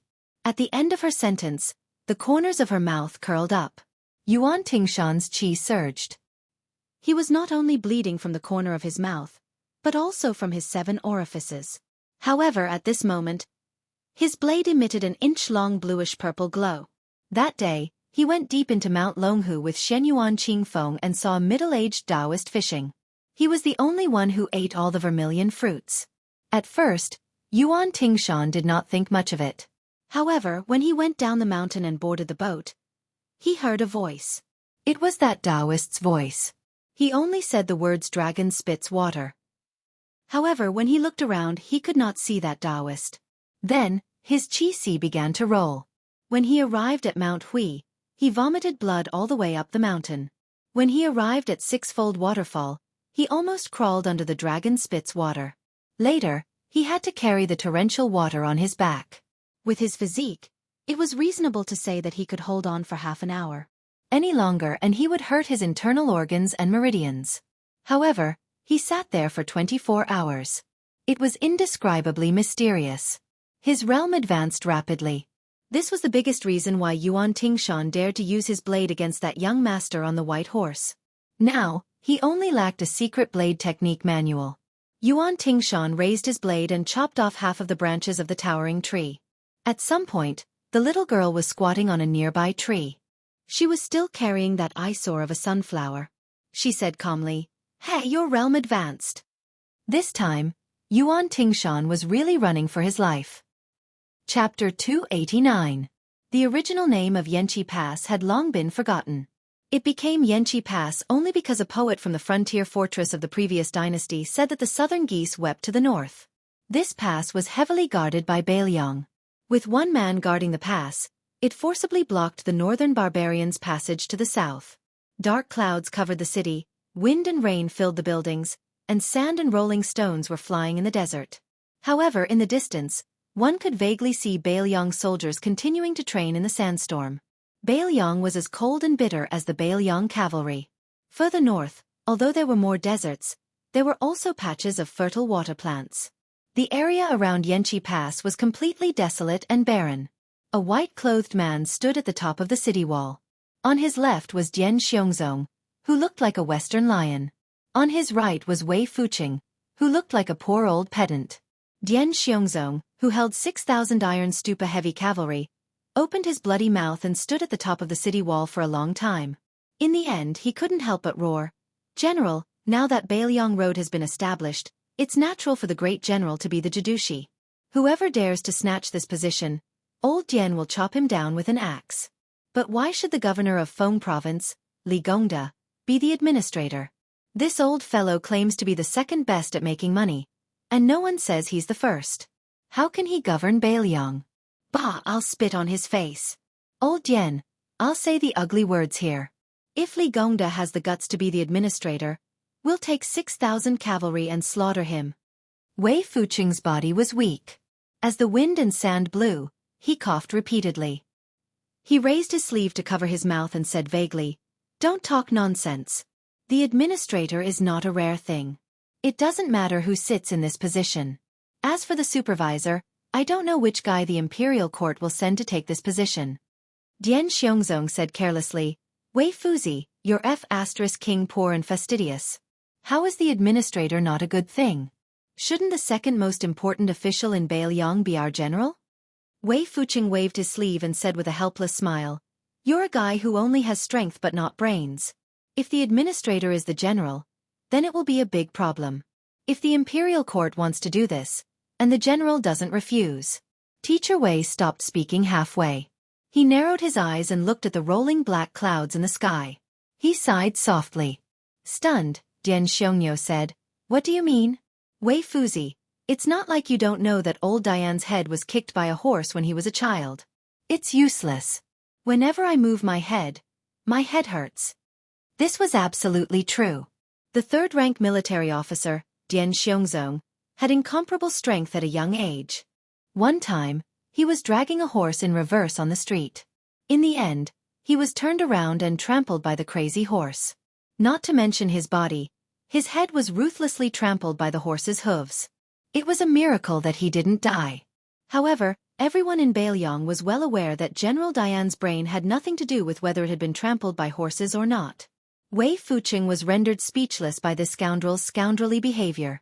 After carefully weighing his words, he said slowly, "You want the general to go to Liangzhou City to be the administrator, to deal only with official documents all year round, and to ignore all military affairs in Beiliang?" Dian Xiong was stunned. From beginning to end, the white-clothed Chen Jibao turned a deaf ear to him. He only turned his head to look at one of Beiliang's newest young generals. His surname was Che, and his name was Yi. He was born in Beimang, but he was a slave of the lowest status. He was skilled in archery and horsemanship, and he was good at fighting. He was originally a man of sacrifice raised by the nobles, but he had committed a heinous crime in Beimang. All the way to the south, he had killed more than 20 Beimang's wolf and eagle god with one man, one horse and one bow. This Wolf Fang soldier was already the second-best warrior in Beimang, second only to the great Tiger Ben. He was roughly equal to the Iron Soldiers of Beiliang. It must be known how cruel the Iron Soldier selection process was. They were given a short crossbow or a hard iron bow, 20 arrows, a Beiliang saber, and 3 days' worth of food. 5 people in a team were thrown into Beimang's territory. Each person had to cut off 6 heads of Beimang soldiers before they could return. After that, there were still tests for infantry and cavalry. After Che Yi defected to Beiliang's army, he joined the scouts and immediately became the crossbowman who had beheaded the most people. Last year, he followed Chen Jibao and personally led 600 cavalry to raid Beimang's White Sun City. With one arrow, he shot through a certain member of the Beimang royal family who was patrolling the border. When this kid returned with Chen Jibao, he had a total of 30,000 Beimang cavalrymen hanging on his tail. Taking everything into account, Che Yi was only 19 years old this year. Che Yi was wearing silver armor and holding a helmet in his hand. The wind and sand blew in his face, but he remained motionless. Chen Jibao gently waved his hand, indicating for Che Yi to take 2 steps forward and stand side by side at the top of the city wall. He smiled and said, "Do you think it will rain in this weather?" Dian Xiongnan slapped his forehead. The general was really too much. If he had the time to ask about such trivial matters, he might as well tell old Dian about the administrator. Wei Fuqing rubbed his eyebrows with his thumb and smiled without saying a word. The young Che Yi shook his head and said, "Reporting to the general, it won't." Chen Jibao made a sound of acknowledgement and then fell silent again. Dian Xiongnan couldn't bear the loneliness, so he wanted to go down the city wall and train those bastards outside the city. All of a sudden, a crack appeared in the thick black clouds, and a ray of sunlight shone on the city wall. It shone on the white-robed Chen Jibao and the scout Che Yi. Because the latter was wearing silver armor, he immediately shone with golden light, like a divine soldier and celestial general. At this time, howls shook the sky at both ends of the Yinma River about 5 kilometers away from the city. There were more than 100 iron chains hanging on the Yinma River all year round. At this moment, all of them were pulled taut by the soldiers standing on both sides of the river. It was a tug-of-war between 50 people. Regardless of whether they were soldiers or captains, regardless of whether it was winter or the scorching sun, they all had to bare their upper bodies. Their skin was soft and tender. If they were pulled out once or twice in June or July, their skin would explode. Now that autumn was coming, they could be considered lucky. But in a few months, it would be the worst. According to Baelyong's military rules, how could the loser of a tug-of-war lose? That was to drag the other party into the river with the iron chains. In summer, it could be used as a bath, but in winter, how could it be comfortable to fall into the river? Baelyong's army had many small hills, and the pillar state didn't care about it. However, private fights were prohibited. This was an iron law. If there was friction, it was fine. Either go to the drill ground and have a fierce fight, or each side brought 50 people here for a tug-of-war.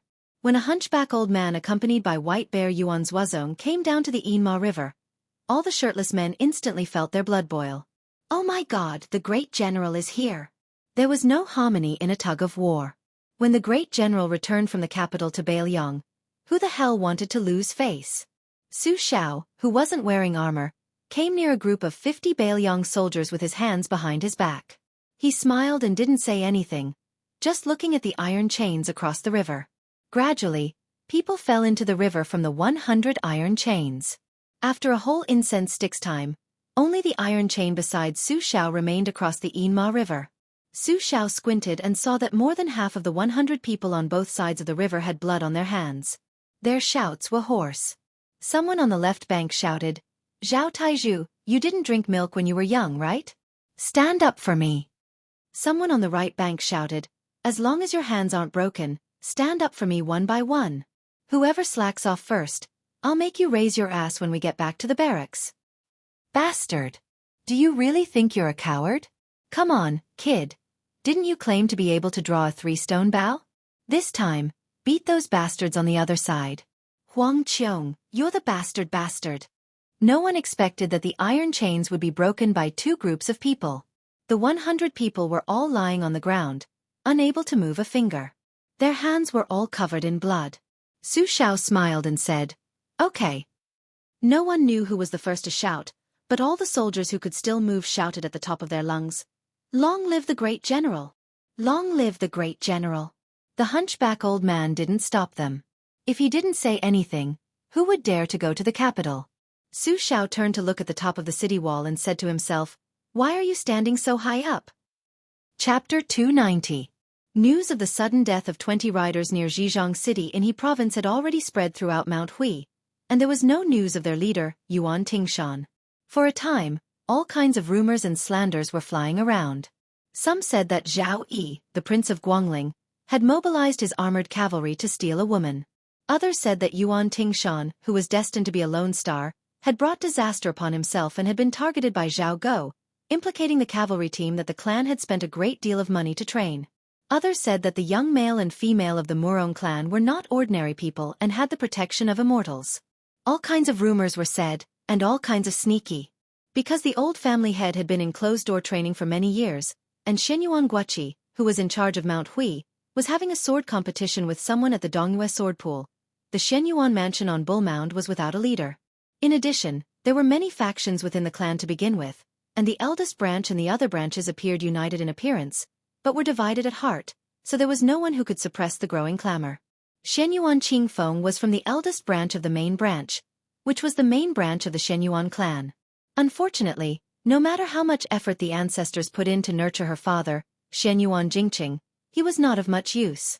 What could they do if they couldn't be helped? A large clan also had its advantages. Shenyuan Qingfeng had 2 uncles, Shenyuan Jingqing and Shenyuan Jingxian. One was calm and steady, while the other was determined to make progress. The latter's talent in martial arts was particularly astonishing, and he was only a thin layer of paper away from the realm of grandmasters. It felt like he would break through with a single poke if he dipped his finger in saliva. Therefore, in Shenyuan Jingshuan's line, the mother's status depended on the son's, and the son's glory depended on the father's, so they were domineering in Mount Hui. However, in the entire Mount Hui, the man that Shenyuan Qingfeng least wanted to see was her biological father, the man who only knew how to nod his head and say yes. In an ordinary landowning household, the behavior of the eldest grandson of the main branch might be barely enough to maintain the image of a gentle and well-mannered man. However, this was Bull Mound, and the Shenyuan clan was a martial arts clan that stood on equal footing with the Wu clan and the Lu clan of Western Shu. So what if he was well-read? Could he compare to a pair of fists that could destroy mountains and shake cities? Everyone on the mountain knew that not only did Shenyuan Jingqing grant his only daughter's request, he was also extremely fearful of his wife, and never had the slightest thought of taking in a concubine. Although the Shenyuan clan was so domineering that anyone who wanted to come up the mountain had to change their surname to Shenyuan, and there was no lack of martial arts heroes who married into the Shenyuan clan, but the dignified eldest son of the main branch did not have a single heir to carry on the family name. Even if Shenyuan Qingfeng succeeded in getting a talent to marry into the family in the future, the main branch of the main branch would never be able to lift their heads up high. In these years, there was discord, and many people changed their allegiance to the other two branches that were flourishing with each passing day. Shenyuan Jingqing completely became a loner, and everyone even knew that the wife who gave birth to the eldest grandson of the main branch still loved someone else to this day. At the beginning of their marriage, she made a defiant promise with Shenyuan Jingqing that she would only have one child, and whether it was a son or a daughter would be left to fate. After Shenyuan Qingfeng was born, Shenyuan Jingqing really kept his promise. When Shenyuan Qingfeng was young, she still ignored her mother's gloomy expression that could never be resolved. She felt that her father, who never lost his temper, did not do anything wrong. As she grew older, she finally understood how fatal her father's indifference was in the Shenyuan clan, who had worshipped martial arts for hundreds of years.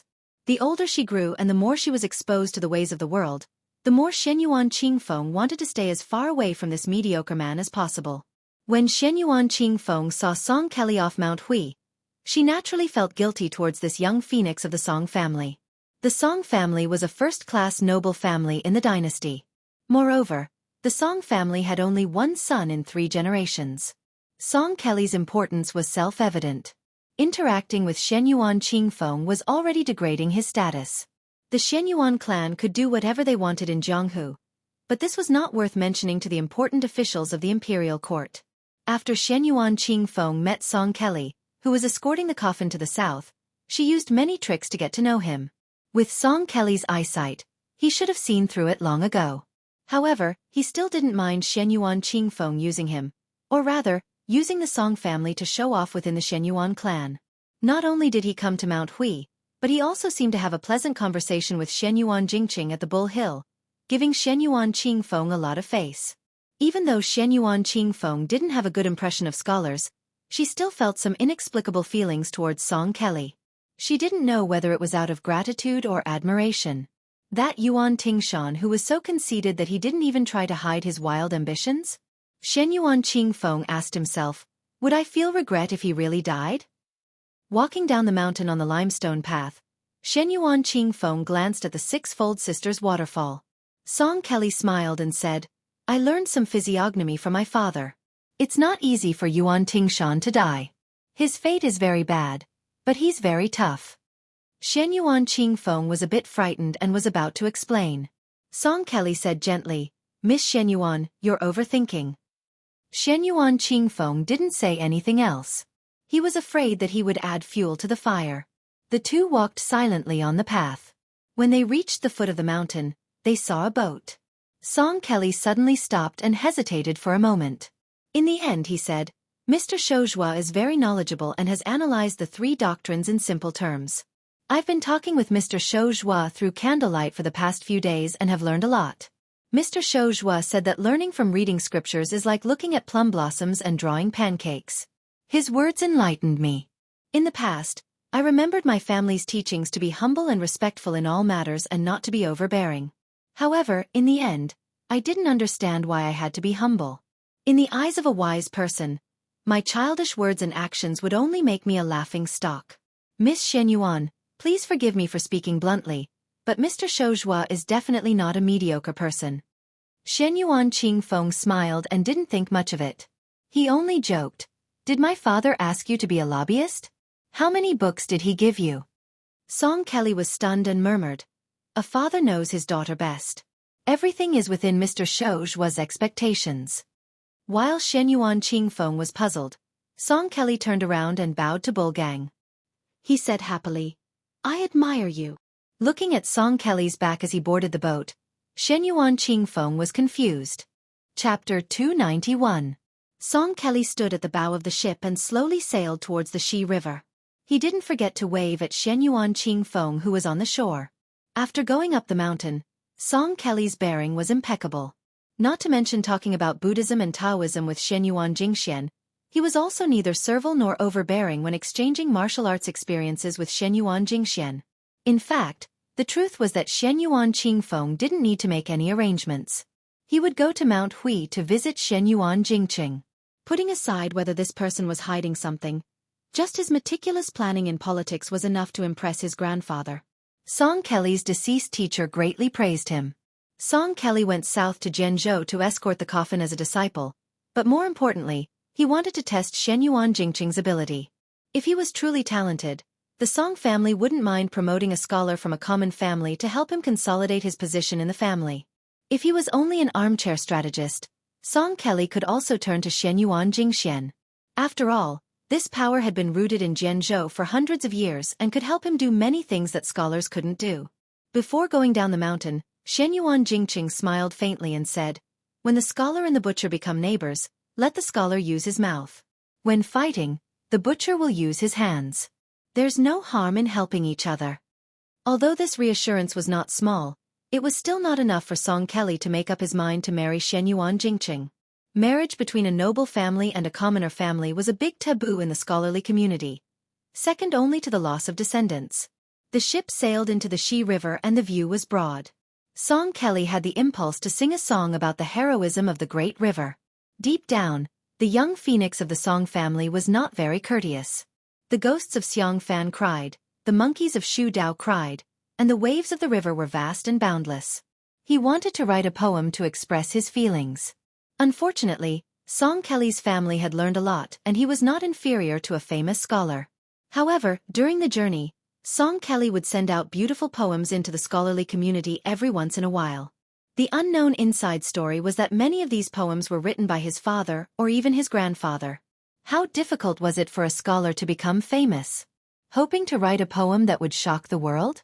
It was almost impossible. Without the support of the seniors in the literary world, and without the support of the students, no matter how well it was written, it could only be described as passable. Nowadays, the famous works were not famous when they were first published. It was only after hundreds of years of being passed down through generations and generations that they were gradually recognized by the giants in the literary world. Song Kelly could not be more familiar with this. How many Wang Dongxiang were there in the world? What's more, the first snow was a voluminous 500,000 words long. While Song Kelly was having mixed feelings, he saw a tall ship coming towards him. A handsome young man with a sword was standing at the bow of the ship. Beside him was a maid in green and a one-armed old man wearing a sheepskin coat. Song Kelly didn't pay much attention to them and just thought that they were ordinary pilgrims visiting Longhu. Song Kelly stayed in Mount Hui because he wanted to wait for the Bailiang crown prince. Unfortunately, he still had things to do under his father's orders. He couldn't wait any longer. The two tiger kuei that finally didn't have to stay in the carriage played coquettishly at Su Fengnian's feet. Su Fengnian pointed at the bluestone roof of Mount Hui and asked, Bull's gang? The old god of swords nodded.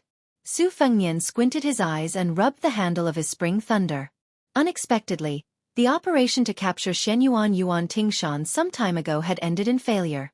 According to Wei Shuyang's detailed description, this Machateman's martial prowess couldn't be considered world-shocking. There was still a large gap between him and the outstanding talents of the younger generation, Qi Xianxia and Wu Luding. However, his intelligence and luck were excellent, so His Highness the heir of the crown wasn't angry. Even though Prince Jinggan, Zhao Hang, had suffered a double loss at the Reed Marsh, how could he not be able to kill Yuan Tingshan? Then there was Yuan Meng's visit to the Hezhou provincial governor with Bailiang's military edict. It was a fact that the Shenyuan family banned people by force. However, the old man ignored it. Looking at his attitude, he didn't even care about Chu Lushan, who had already caused chaos in Xiangfan City. Su Fengnian muttered to himself, "What a tough guy." The old god of swords used his finger to pick a vegetable leaf between his teeth. He grinned and said, "There are as many scholars as there are fish in the river. It's normal to have a few who aren't afraid of death." Su Fengnian didn't comment on this. The boat turned to the foot of Mount Hui.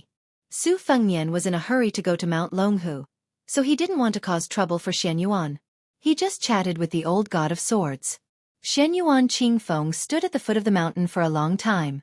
When she was finally about to turn around and go up the mountain, her delicate eyes suddenly widened. She jogged a few steps and saw the guy standing at the bow of the boat.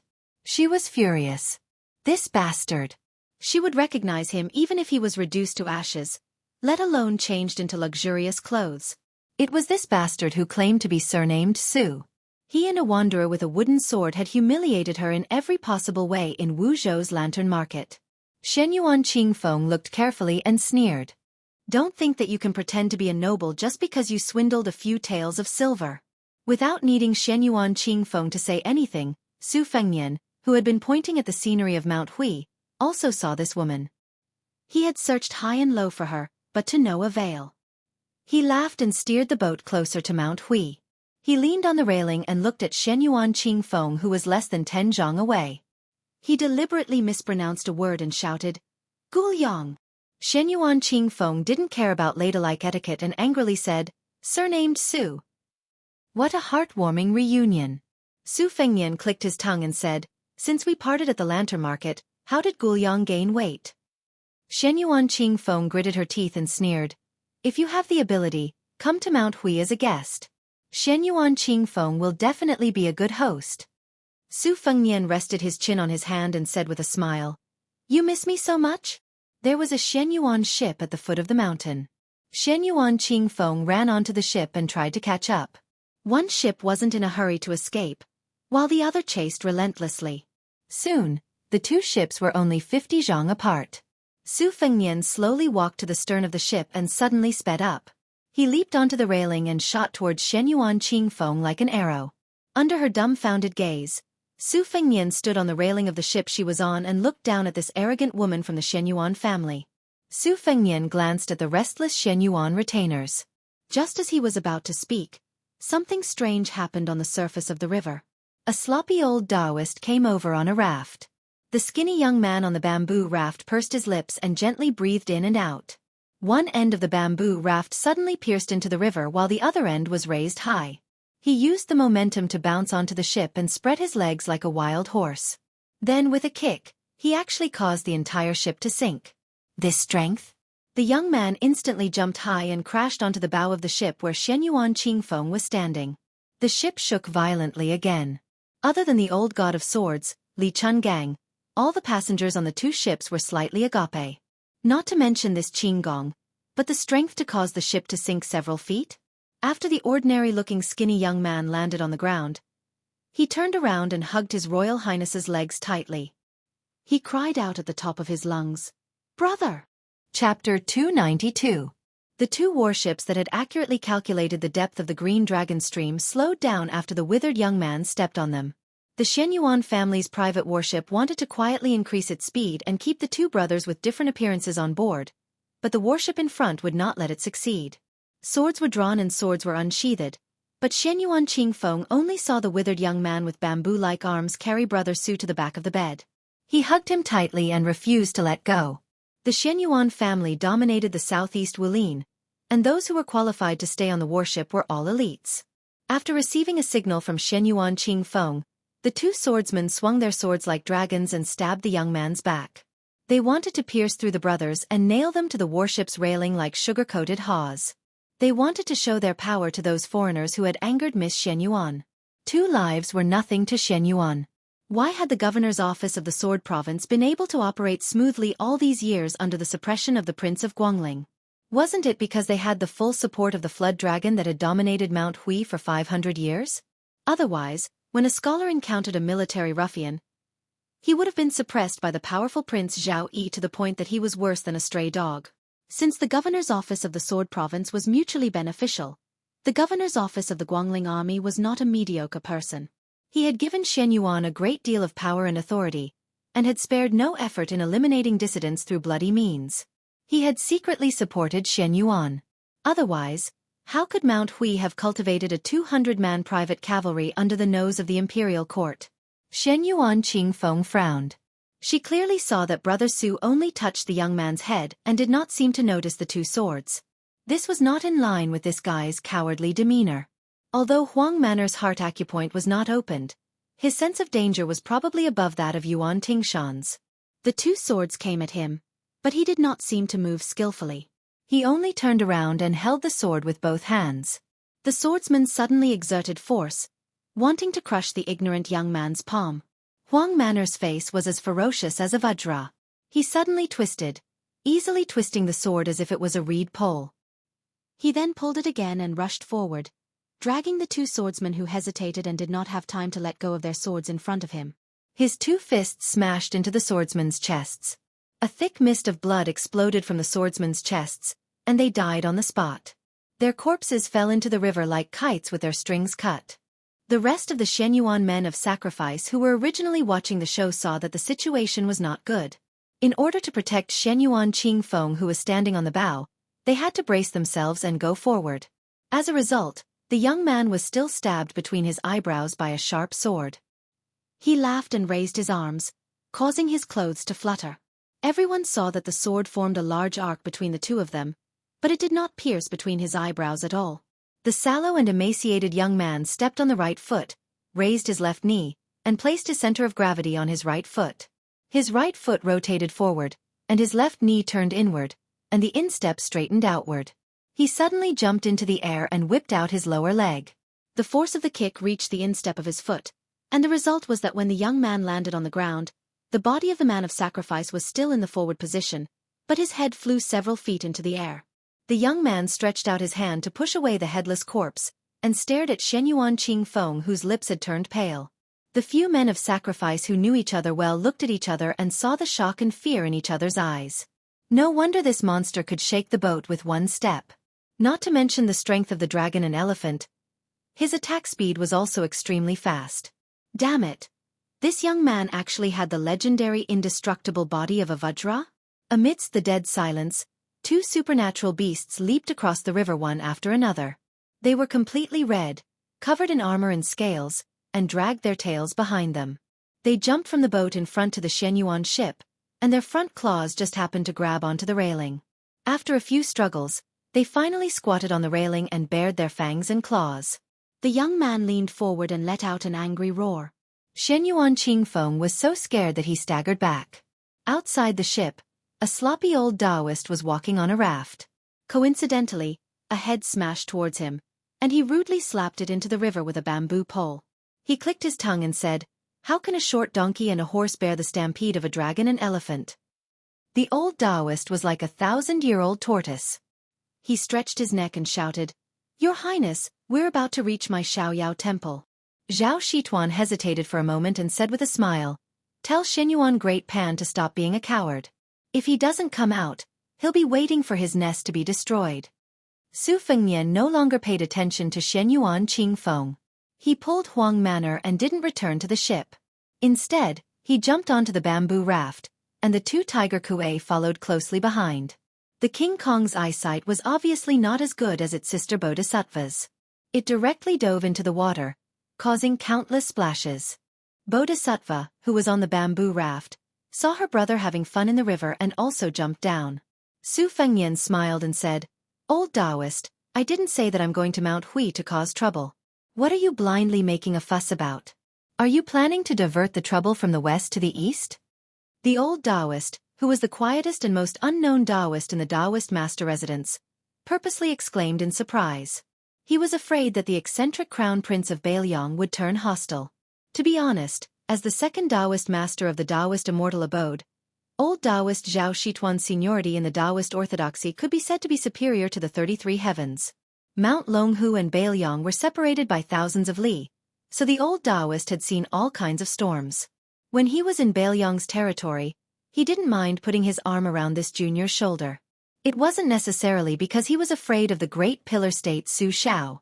It was just that he had a carefree temperament to begin with. When he was young, he was also an extraordinarily frivolous and alcoholic. He was truly a rare talent with great ambition. Otherwise, he wouldn't have left the country to travel far away with his sword. Once he left the mountain, he didn't return to Mount Longhu for a whole 20 years. Now that he met His Royal Highness, who was frivolous and unrestrained, he was quite suitable. If it were Zhao Danxia and Zhao Donping's nephews, one of whom was a minister of Yue and the other a prime minister of Xianxia, who were together with Crown Prince Su Fengnian, they wouldn't have such an attitude. Su Fengnian glanced at the giggling Huang Manor, then raised his head to look at the old Taoist. He asked in surprise, "You're not afraid of water anymore?" Chapter 293. The old Taoist nodded. "I've been afraid for a long time. Shaoyao Temple is right next to the Green Dragon Stream. I told him to follow the stream to Mount Hui where the Dragon King River enters the Shi River, then keep going north until it reaches the Spring God Lake. We'll be getting closer and closer to Bailiang. I told him that your brother will come to Mount Longhu in autumn. Dragon Elephant will wait for you at the stream if he has nothing to do. Then he won't be afraid of the water anymore." Su Longxiang hit the water with his palm and a big fish was shaken out of the water. Its claws were like hooks. After catching the fish, he looked at his brother and grinned foolishly, as if he was asking for credit. Su Fengnian patted Huang Manor's head and shook his head. "When in Rome, do as the Romans do. Just eat some vegetarian food. Let the fish go." Huang Manor put the fainted fish back into the water, but it was eaten by a tiger kuei chasing after the bamboo raft. Su Fengnian suddenly asked, "Is there an old Taoist called Zhao Huangchao in Mount Longhu? A very old senior?" Old Taoist Zhao Shituan thought for a while and shook his head. "There are many century enlightened masters in seclusion on the mountain, but none of them are called Zhao Huangchao." The boats and rafts sailed up leisurely while the Shenyuan cruise ship turned around and returned to the Mount Hui pier. Shenyuan Qingfeng stood at the window of the cabin. His lips were livid and his body was trembling. It was hard to tell if he was scared or angry. She wasn't blind. Although her martial arts talent was mediocre, she had a good memory and was outstanding on Mount Hui. No matter how complicated the moves were, she would never forget them. To put it nicely, Mount Hui was a place where people from all walks of life accepted talents. To put it bluntly, it was a place where people of all walks of life lived together. The Shenyuan family had a rich collection of books.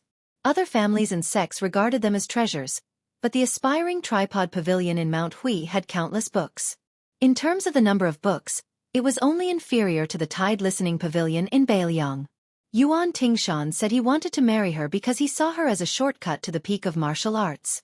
Even if she couldn't enter the aspiring tripod pavilion, as long as Shenyuan Qingfeng personally taught her, all problems would be solved. How could Shenyuan Qingfeng not see how terrifying the yellow-skinned youth was? Perhaps in the entire Hui Mountain, there were no more than 10 people who could create such a huge commotion. If the invincible Vajra behind the youth was included, the number of people who could be counted on one hand. That was fine. This unfamiliar word made Shenyuan Qingfeng's heart tremble. After the spring and autumn period, although the title of crown prince had a tendency to spread in the dynasty, as long as one was a legitimate son of a noble family or a bastard son, they were qualified to hold this title. However, the title of crown prince became more and more precious. Only the princes and princesses of the imperial family could be called crown prince. In the southeast of the dynasty, according to the law, only the descendants of Zhao Yi, the crown prince of Guangling, could be considered crown prince. Zhao Yi had 3 sons and 6 daughters. The crown prince, Zhao Yu, hadn't been hereditary. Speaking of which, it was strange. It was probably due to the heavenly Tao's retribution that the lecherous Zhao Yi had snatched countless beauties. The 7 concubines who had broken the rules were all beautiful enough to captivate the birds and beasts. However, their children all resembled Zhao Yi. All of them had big heads and ears, and were as fat as pigs. They did not inherit the looks of the concubines at all. If that was the case, who was the fellow whom the Longhu Taoist addressed as Your Highness? There was no need to doubt the identity of Crown Prince. If he wasn't a descendant of a crown prince, who would dare to bring elite soldiers with him? Even the powerful Guangling Duke, Zhao Yi, would not hand over such information to the imperial court. His children leaving the duke's manor to play was even more relaxed than ordinary families. His surname was Su? Shenyuan Qingfeng's face was pale. After all, Shen Yuan was one of the top aristocratic families and was well informed.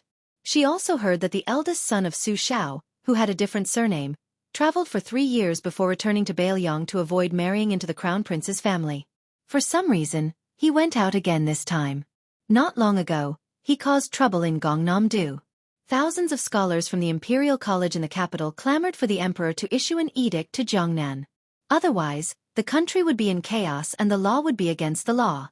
Unfortunately, the butcher who took away the title of pillar of the country was still favored by the emperor and protected his royal highness. As long as the king of Bailiang was in the capital, no official above the 4th rank dared to impeach him. Only the scholars of the Imperial College wrote tearful letters in blood, which made them a joke. Shen Yuan Qingfeng still remembered the arrogance of the Bailiang cavalry under Mount Longhu when the older generation of Mount Hui talked about it. At that time, it wasn't because of her family's righteousness, but because after the iron hooves flattened Mount Longhu, they were intimately interdependent. Shen Yuan also didn't have a good ending, so she had to bite the bullet and stand with the Taoist priests of Mount Longhu.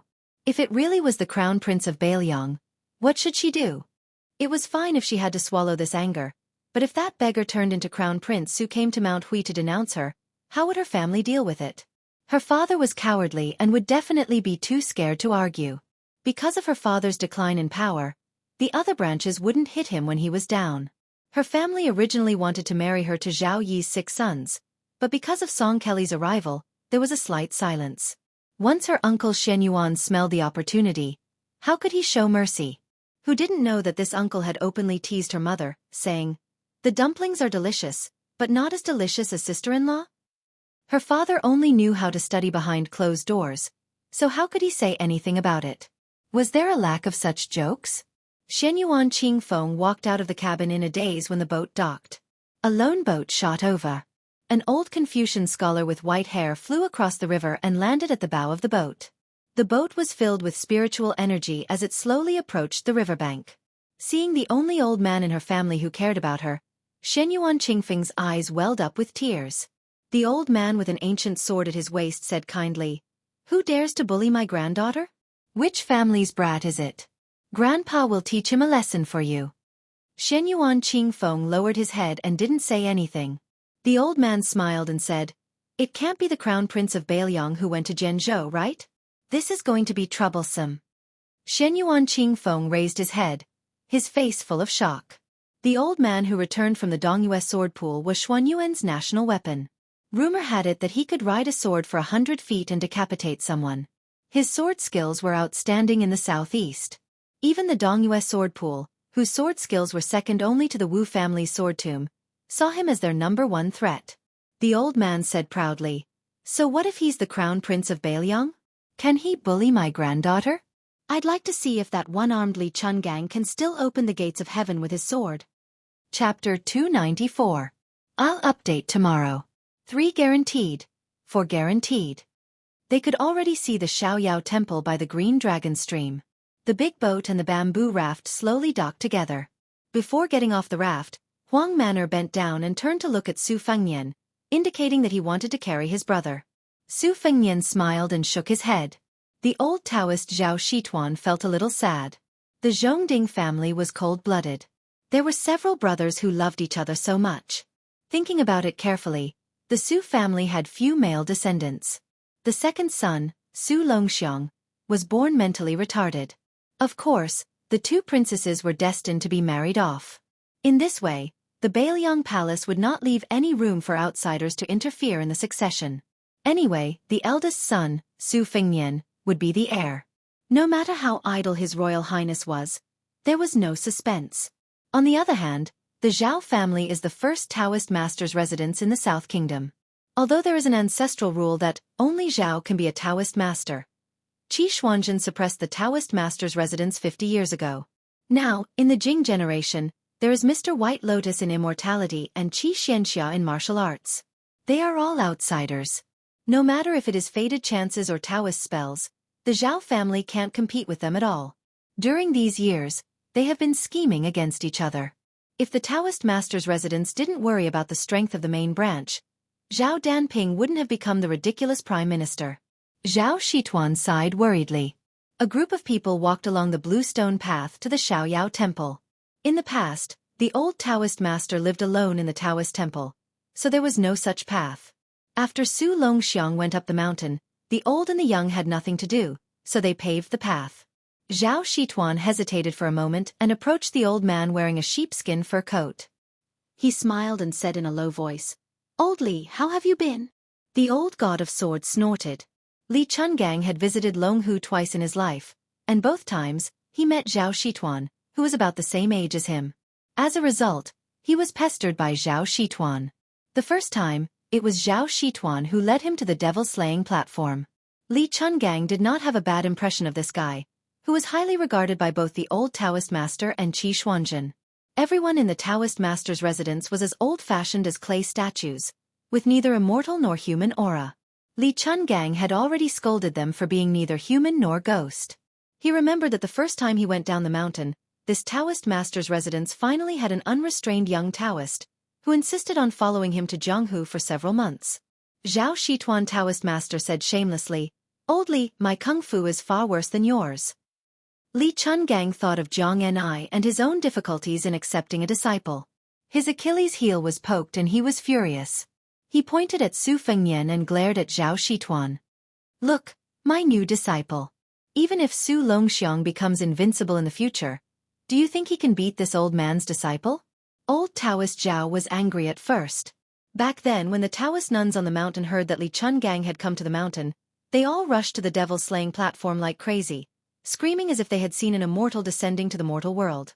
Zhao Shituan thought that when he was young, he was also very handsome. Although Li Chuangong's kung fu was a little higher than his, he was a little more handsome, and he was a little more famous. This group of women who were supposed to be pure and devoted to the Yellow Court would not be so crazy. However, at that time, Li Chungang held his sword and came with an unparalleled momentum. Zhao Shituan was not convinced. Until today, it was not that old Taoist Zhao thought that he could beat old Li in a fight, but when it came to competing with disciples, Zhao Shituan was confident that no one dared to jump out and compete with him. But no matter how much he thought about it, he did not expect Elder Li to bring up His Highness the Crown Prince. The old Taoist was immediately discouraged. There was no way to compare.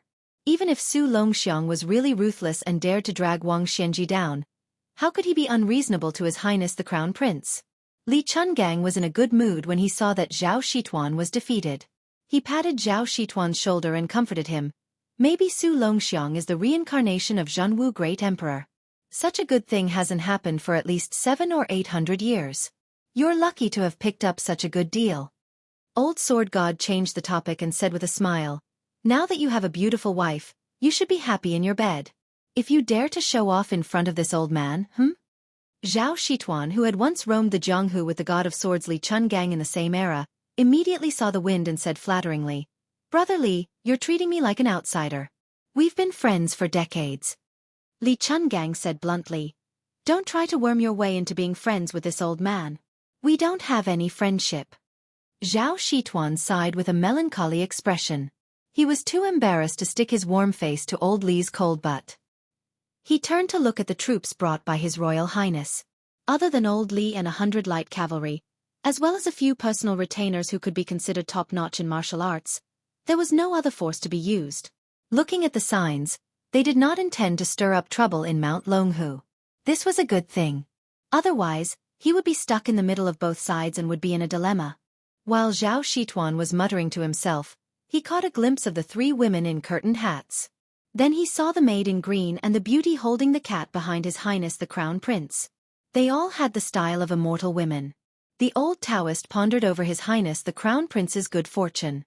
In the southeast, only old man Shen Yuan, who enjoyed the good fortune of the land alone, and Prince Guangling, Zhao Yi, who collected beauties from all over the world, could compare. Su Fengnian walked to the door of the Taoist temple and stopped. Zhao Shituan's expression was ugly.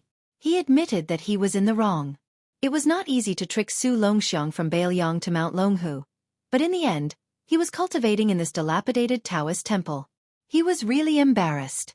Just as he was thinking about how to explain to His Royal Highness, Su Fengnian, who had never treated the old Taoist master as an expert, slowly turned around and faced Zhao Shituan, bowing deeply. Zhao Shituan was flustered. He was pleasantly surprised, but also fearful and restrained. He hurriedly helped him up and said, I don't deserve such courtesy from your highness. It's too much. Chapter 295. The old god of swords looked on coldly from the sidelines. He was still a little surprised in his heart. Li Chungang, who had experienced many hardships, had long since figured out Su Fengnian's temperament. Now that he had bowed so openly and sincerely, it could be considered that he had given Zhao Shituan and Mount Longhu enough face. Otherwise, given Su Fengnian's stubborn personality, he would have fought to the death even if he had provoked some king of Jing and Zhao Heng, or some scholarly group of Gongnam-du. Yu Yuwei held Wu Mainyong between her breasts. The white cat was comfortably pretending to be asleep and half awake. Occasionally, it would use its furry head to rub its perky bosom. Princess Jing'an did not know Zhao Shituan's identity, but she guessed from the scene that this foolish youth was Su Fengnian's younger brother, the future prince of Bailiang. She could not imagine that the two brothers of the Marquis clan could get along so well. As for why the young prince was cultivating with a sloppy old Taoist in a shabby monastery at the foot of Mount Longhu, Pei Nanwei did not bother to make wild guesses. What shocked Zhao Shituan even more was the following scene. After His Royal Highness bowed with his hands clasped, the White Horse Cavalry, led by Ning Amei, gripped the hilts of their Bailiang sabers with their right hands and crossed their left arms before their chests. They took a step back in unison as a sign of respect. Everyone knew that the Bailiang cavalry were the best in the world, arrogant because of their proficiency in battle. During the Spring and Autumn War, when they traveled with Gu Jiantang and the other vassal armies, they always took the lead and no one dared to cut in. Throughout the Spring and Autumn War, only once did the Bailiang army give way to a scholar-led brigade that achieved great merit. Within the Northern Liang army, this tradition had always been passed down. Those who did not have great military exploits would have to give way to those who had great military exploits. Even if it was a military officer with a high military rank, he would have to give way to those who had great military exploits. For example, the scouts who accumulated their reputation by killing the barbarians' heads, even if they were just low-level armored soldiers, in Bailiang's military towns. Even if they ran into border officials at the level of county governor, they could still advance on the official road without getting off their horses or bending down. Zhao Shituan sighed inwardly. His Royal Highness had changed. It was a good thing for him, but it might not be a good thing for Mount Longhu, especially the Celestial Master residence. The old Taoist brought the group into the Taoist temple with mixed feelings. Su Fengnian, who was sitting beside the secluded ancient well with Su Longxiang, smiled and said, "Old Celestial Master, please help me arrange the Phoenix Battalion." Zhao Shituan nodded and said, "There's no need for your highness to say anything. Mount Longhu will naturally make the appropriate arrangements." Su Fengnian joked, "I heard that this Taoist ancestral temple, Yuzhang Chenglin, was imposing, and that the East sect was like the heavenly gate. Old Celestial Master, your temple is deserted to a whole new level." Zhao Shituan blushed with shame and smiled. "My social relations are poor. There's nothing I can do about it. I've made His Royal Highness laugh." Su Fengnian waved his hand and said, "In any case, Huang Man doesn't care about this. I see that he's quite happy here.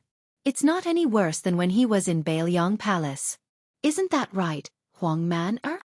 Su Longxiang grinned foolishly. On this side, they kept talking about His Highness, Bailiang, and the old Celestial Master. The authorities were calm and indifferent, accustomed to it.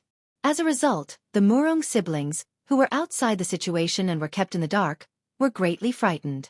Although Murong Tonghuang had long expected that Su Fengnian's identity was very special, no matter how he thought about it, he felt that being able to rank with Chu Lushan in the front line was already extremely shocking. For the remnants of the spring and autumn period, specifically in the provincial capital, the most unforgettable thing for the Bailiang army was undoubtedly the ghost city of Xiangfan, which had been completely massacred after the city was breached. There was also Zhenzhou, where the Western Lady sat. Longhu and Shenyuan faced each other from east to west. How could they forget the humiliation brought by the Bailiang's iron armor? Murong Wuzhu was in high spirits. She was overjoyed when she mistakenly thought that she had caught a thin straw in the wind and waves, only to discover that it was a towering tree. It was like she had accidentally fallen in love with a poor scholar, only to find out that the scholar was the heir of a wealthy family after eloping with him. Murong Tonghuang could not help but tremble. His face was flushed, and he stared at His Royal Highness with a complicated expression. Other than the master of the Wutong Palace, who in the world was the most feared figure in the world by Jiangdong and Shenyuan? It was Bailiang. Su Shao, the butcher of Jianghu. Bluebird and Yu Yuwei went to the Taoist temple to clean up the house. Pei Nanwei had to lower her head under the eaves. Most of the time, she was no different from a maid. She had already accepted her fate. Ningmei and the others were taken to the nearby Taoist temple by the old Taoist master Zhao Shituan. The old god of swords went to take a walk by the Green Dragon stream alone. In the end, only the brothers and siblings with different identities were left in the courtyard. Su Fengnian touched Huang Man-er's head and glanced at Murong Tonghuang, who was looking straight at him. Murong Wuzhu was peeping at His Royal Highness, but soon he lowered his head and looked at his feet. His Royal Highness said calmly, "You finally know my identity?" Murong Tonghuang bit his lips. Su Fengnian smiled and said, "Did you pee in your pants?" Murong Tonghuang was stunned. Su Fengnian smiled and said, "If Wen Hua was here, he would definitely say that I peed in my pants." Murong Wuzhu did not feel disgusted when he heard such frivolous words. He just felt unbearably shy. His ears and neck were red, and he did not dare to look at His Royal Highness, who had a prominent identity. Murong Tonghuang could still hold on and looked at Su Fengnian from beginning to end. Su Fengnian thought for a while and said with a naughty smile, "I do have a little grudge with the Shenyuan family, but don't think that you can just watch the flood leisurely. When the time comes, you will go to the bull gang to discuss the Shenyuan family. I'll have to trouble you and your brother to cooperate and act closer to me." Murong Wuzhu quietly raised his head and quickly lowered it. Murong Tonghuang asked straightforwardly, "Are you really the Prince of Bailiang? The eldest son of the King of Bailiang?" Su Fengnian nodded and said, "Otherwise, would I dare to use 100 light cavalry to slaughter 20 Shenyuan cavalry?" Murong Tonghuang smiled. Sure enough, he was more charming than a woman. He slowly walked toward His Royal Highness. Su Fengnian quickly raised his hand and said with a frown, "Don't do this, I can't stand it. How can I be looked at by a man? Fine, when we go to Mount Hui, your sister will be the only one to suffer. Let's make it clear in advance that I am taking advantage of you. There is no room for discussion. However, if you shamelessly snuggle up to me, I will always feel that you are taking advantage of me. Both of us will have goosebumps." Murong Wuzhu covered her mouth and let out a soft and light laugh. Murong Tonghuang was stunned and turned around. Murong Wuzhu were laughing and crying. Perhaps to an outsider, it was just a crying and laughing scene, but to the Murong siblings, it was 10 years of bitterness and sorrow. Su Fengnian said calmly, "Don't be in a hurry to be grateful. The reason why I helped you is because I feel that you are pitiful. Of course, if you feel that you can't repay me, you can also repay me with your body." Murong Wuzhu plucked up her courage and looked at him in a daze. Su Fengnian smiled, but soon, he couldn't smile anymore.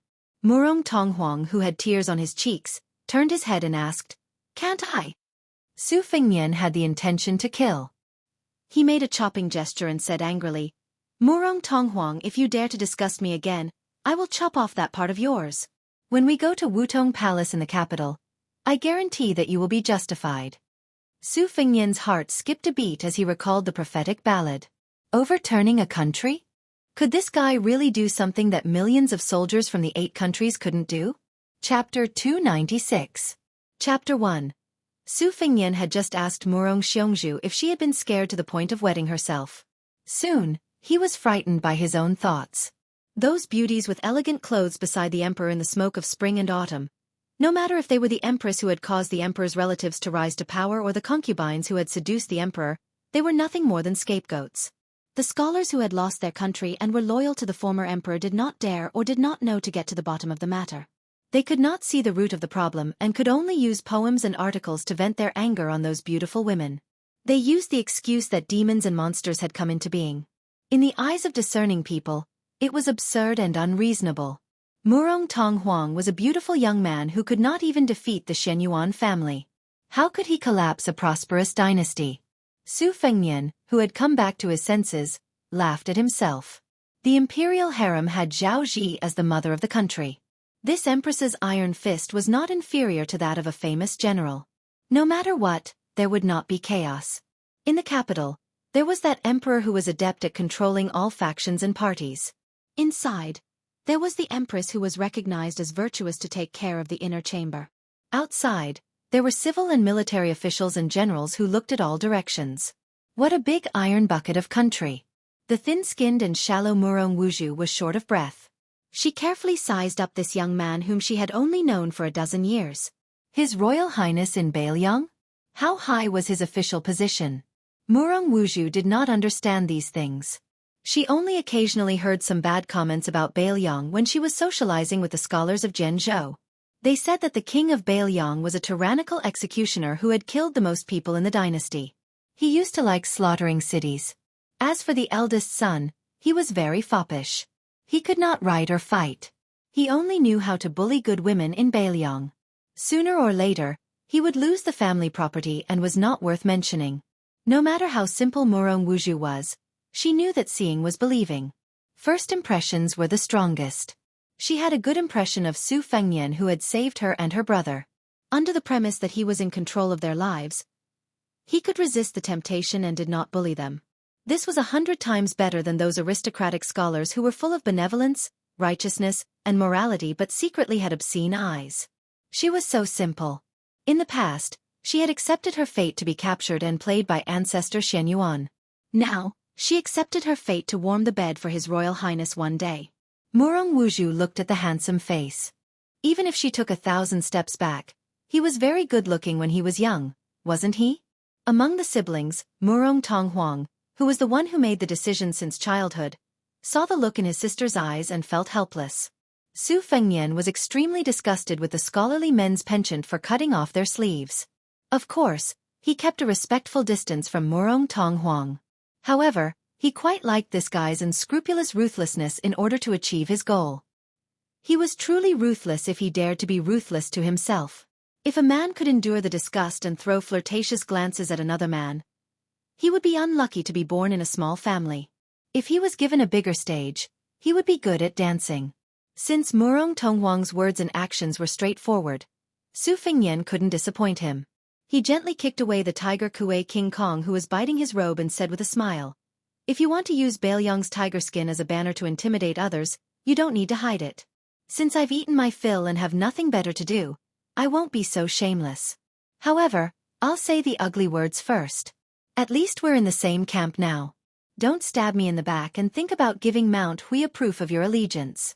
We can't let you and your sister take all the good things." Murong Tonghuang nodded and said gloomily, "After we stepped out of the family, we didn't think about going to the Xianyuan family to live an ignoble existence.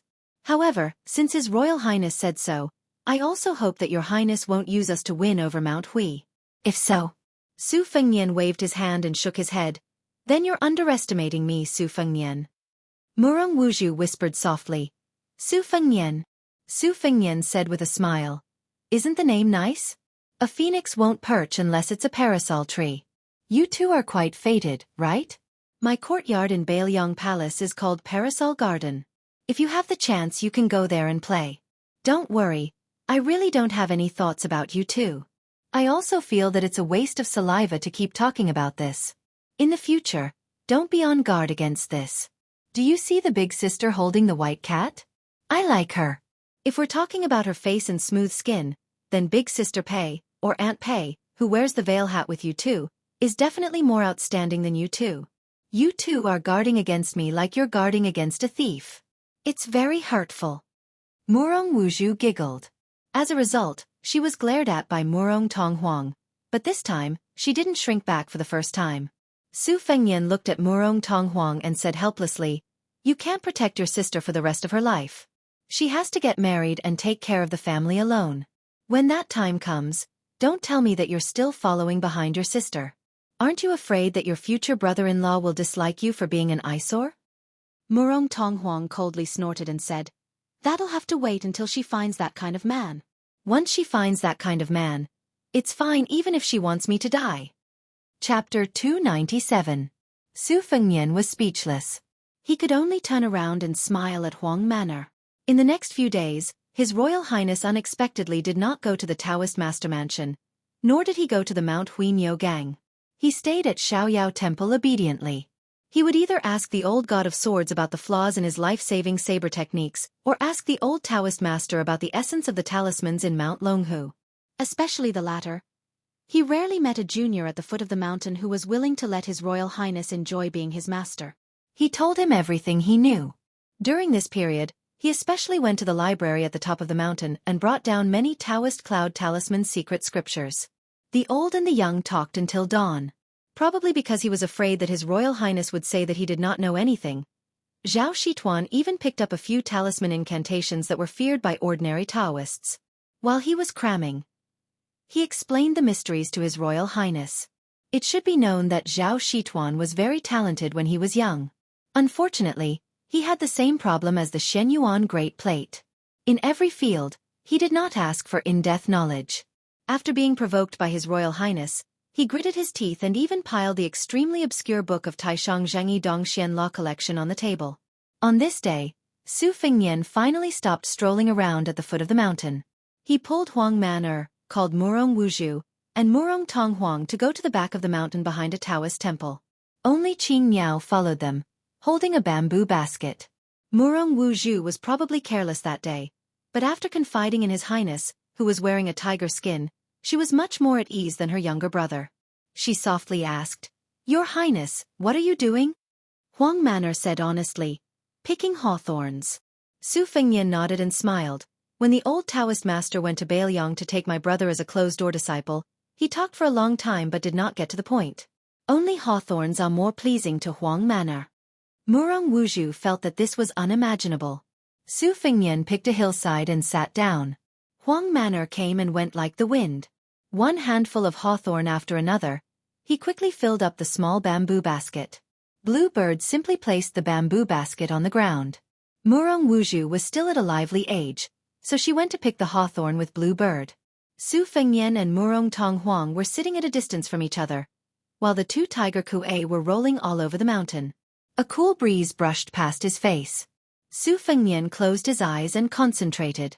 He stroked the overlapping spring thunder embroidered winter and let his imagination run wild. The stones of other mountains could be used to improve jade. Even with the help of the 9 bushels of rice Wei Shuyang, it was still difficult to study the cloud pattern of the Fujiang red armor. However, after the guidance of the old Taoist master Zhao Shituan, many of the obstacles were easily killed by the sloppy old Taoist who knew the secrets of heaven. This made him suddenly enlightened.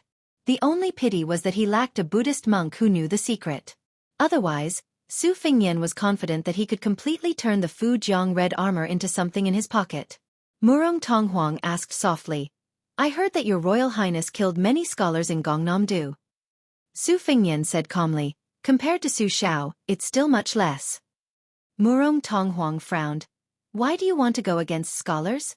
Don't you know that public opinion can confuse gold and make you and your father go down in history and infamy?" Su Fengnian wiped the spring thunder with his slender fingers and said slowly, "The winner takes all. Think about it. The history books of the 8 kingdoms of spring and autumn were all written by the historians of the Liang dynasty.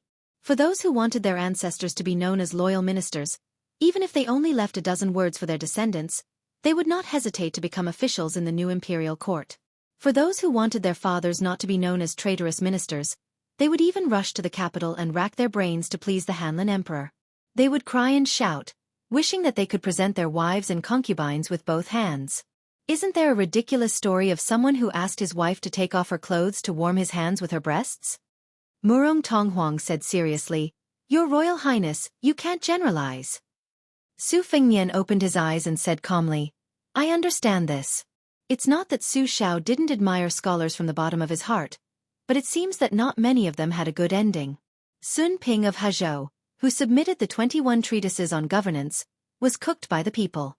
Zhao Guangling vomited blood and died in the military tent outside the West Shu imperial city. Li Yishan, who used to be a judge of civil and military affairs, was killed by some literary giants who were also scholars. He was implicated and finally escaped to Su Zhao's side to survive. Of course, you can continue to say that this is a generalization. However, as a member of the Northern Liang Mansion, I have seen the graceful bearing of many famous people. Indeed, they can write beautiful poems. Regardless of whether it is killing with words or singing praises, they are all top-notch. Fame and fortune, fame and fortune. Do you know why the name comes before the word fortune? Saint Zhang of the North once said that there were 3 immortals. The first was to establish virtue, the second was to establish one's words, and the third was to establish merit. This was the answer, and also the basis of why scholars look down on martial artists. How many scholars went to establish virtue? Studying back and forth, the most they did was to establish their words. Establishing one's words, accumulating one's character, earning fame, bringing honor to one's ancestors, leaving one's name in the annals of history, how could they care about the people's hunger and hunger? Su Fengnian said softly, when I was in Gongnam-do Baogua Temple, I heard the famous scholars of Jiangnan talk about righteousness and profit. In the end, it was just a poor scholar who originally didn't have the qualifications to enter the banquet who sought profit for the people. What kind of scholars do you think those famous scholars are? They only know how to recite the wind, the flower, the snow and the moon, talk about profound mysteries, and if the whole world applauds, is it really good? Reading 10,000 books, there's no book that you don't read, no scriptures that you don't understand. Don't you know that there is a frozen bone outside the Vermilion Gate? Is that a scholar's scholar? Su Fengnian laughed and said, you might not believe it, but after Xiangfan Confucian Wang Yongming committed suicide, he was originally at the top of the list of traitorous officials. It was Su Xiao who had a quarrel with the old Grand Secretary, rolled up his sleeves and personally cut it off.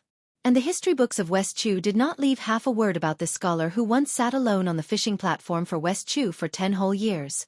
This time, it was the old leader of the imperial court, West Chu's old Grand Preceptor Sun Shiji, who personally erased it. Murong Tong Huang was still persisting, but he was no longer as confident as he was at the beginning. Lowering his head, he said, scholars are still mostly good people. Su Fengnian said self-deprecatingly, I didn't say that I have to make life difficult for scholars. Besides, there are a lot of people and things that have no right or wrong to speak of. If we get into a dead end and insist on either one or the other, then there's no reason to speak of.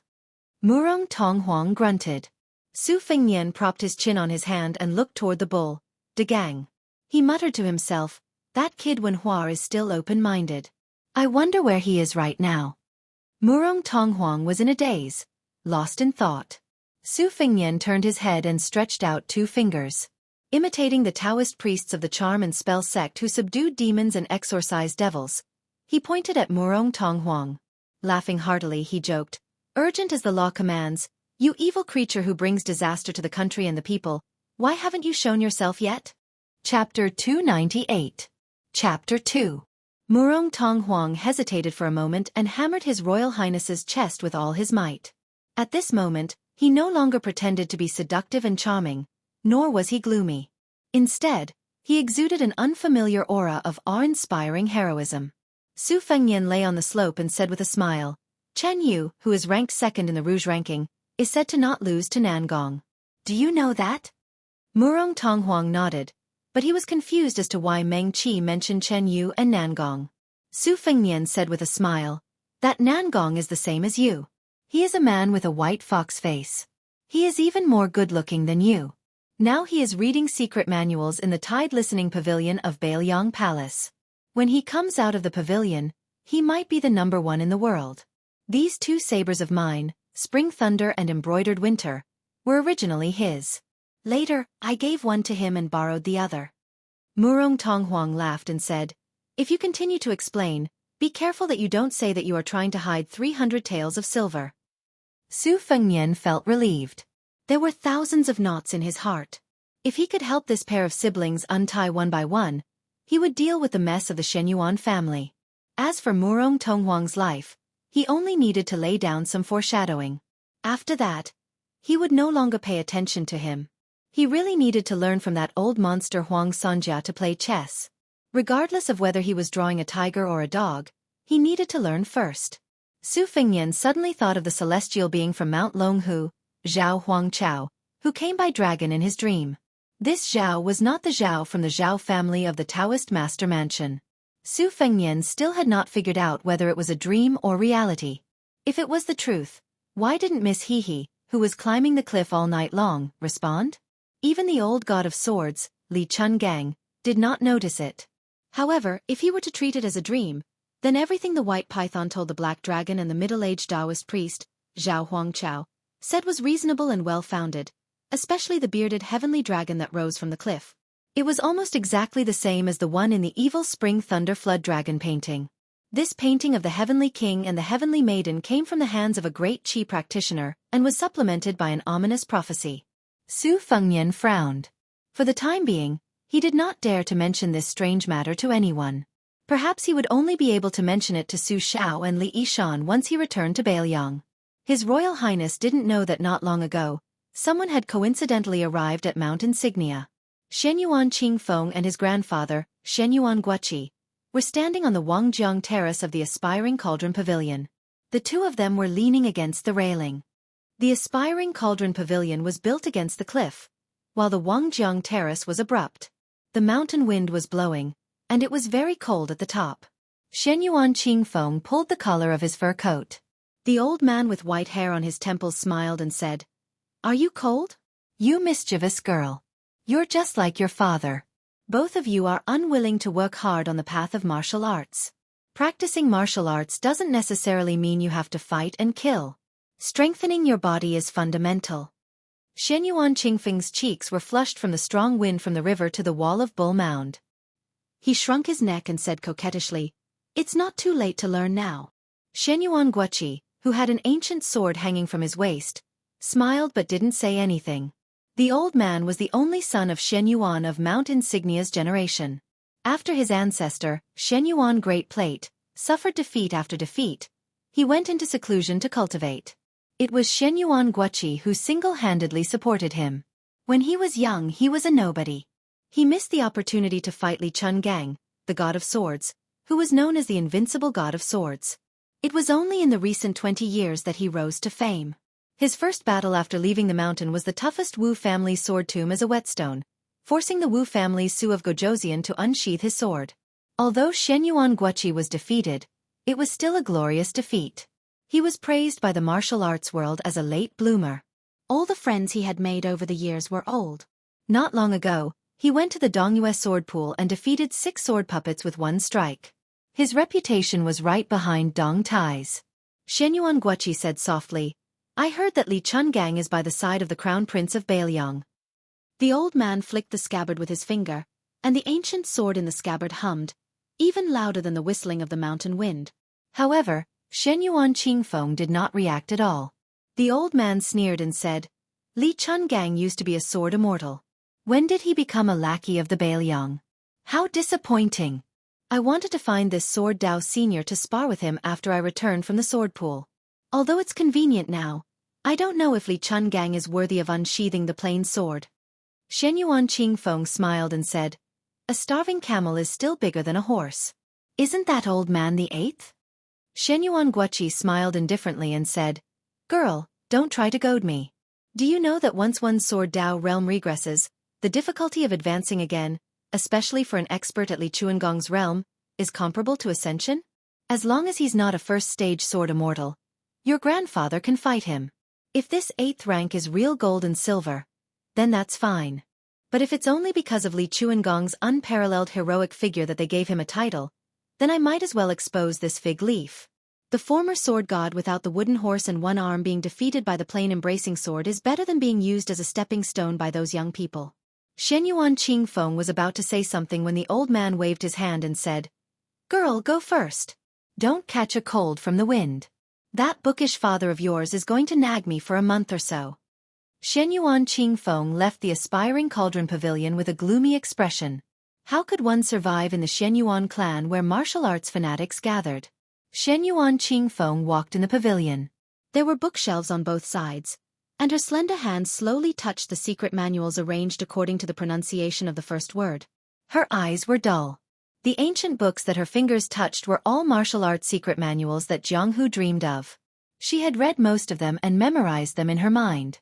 Because she knew that once she got married, she would no longer be allowed to enter the Aspiring Cauldron Pavilion, even if it was to find a son-in-law. Therefore, she had been painstakingly memorizing the contents of the secret manuals all these years, page after page, book after book, hoping that she could find a man she could rely on in the future to revitalize the first wife's branch whose spirit had been sapped by her scholarly father and restore the glory of a great sect. After walking out of the Aspiring Cauldron Pavilion, Shenyuan Qingfeng's face was filled with determination. An old woman who had taken care of Shenyuan Qingfeng since she was young hurriedly ran over and whispered, "Miss, Yuan Tingshan is back. There are signs of him being seriously injured and dying." Shenyuan Qingfeng calmly asked, "Can he be saved?"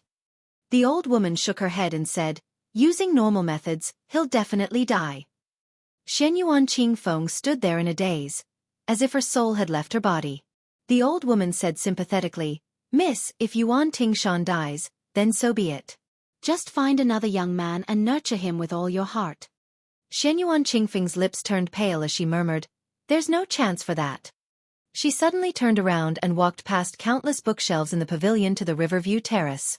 With a plop, she knelt down behind Shenyuan Guoqi. The old man, who had mastered qi cultivation, remained silent and didn't ask anything.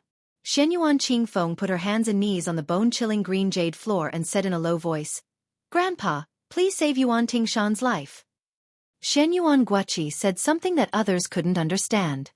If you want to have the ability to humiliate others, you must first have the ability to humiliate yourself. Shenyuan Qingfeng's body began to tremble more and more violently. In the end, she lay on the ground, feeling as if a knife was twisting in her heart. She sobbed and said, "Grandpa, why did the great ancestor choose me for dual cultivation? Why? As long as Grandpa can save Yuan Tingshan, as long as Yuan Tingshan can withstand 10 strikes from the great ancestor, Qingfeng won't have to be a bull anymore." Shenyuan Guoqi shook his head. A middle-aged Confucian scholar who resembled Shenyuan Guoqi walked into the Riverview Terrace while coughing. His hair was tied up in a bun, and he held the forbidden thunder mantra of virtue in one hand and covered his mouth with the other. After releasing his hand, he put his hand behind his back, leaving behind a pool of blood. Shenyuan Guoqi was slightly angry. "Jingqing, since you're not well, don't walk around." Shenyuan Jingqing said bitterly, "Life and death are predestined. Just accept your fate." Shenyuan Guoqi, who had his back to the father and daughter, waved his sleeve. Clearly, he was quite angry. Shenyuan Jingqing took the Taoist book from his bloody hand and held it tightly. He bent down, freeing his hand to support his daughter. Shenyuan Qingfeng's limbs were already weak, but at this moment, a surge of strength surged up and she threw her father's hand away. She cried and cursed, "You don't deserve it." The eldest grandson of the Shenyuan family, Shenyuan Jingqing, had a bitter expression on his face. He said softly, "Let's go. Your mother has warmed a pot of Angelica wine for you to warm your stomach."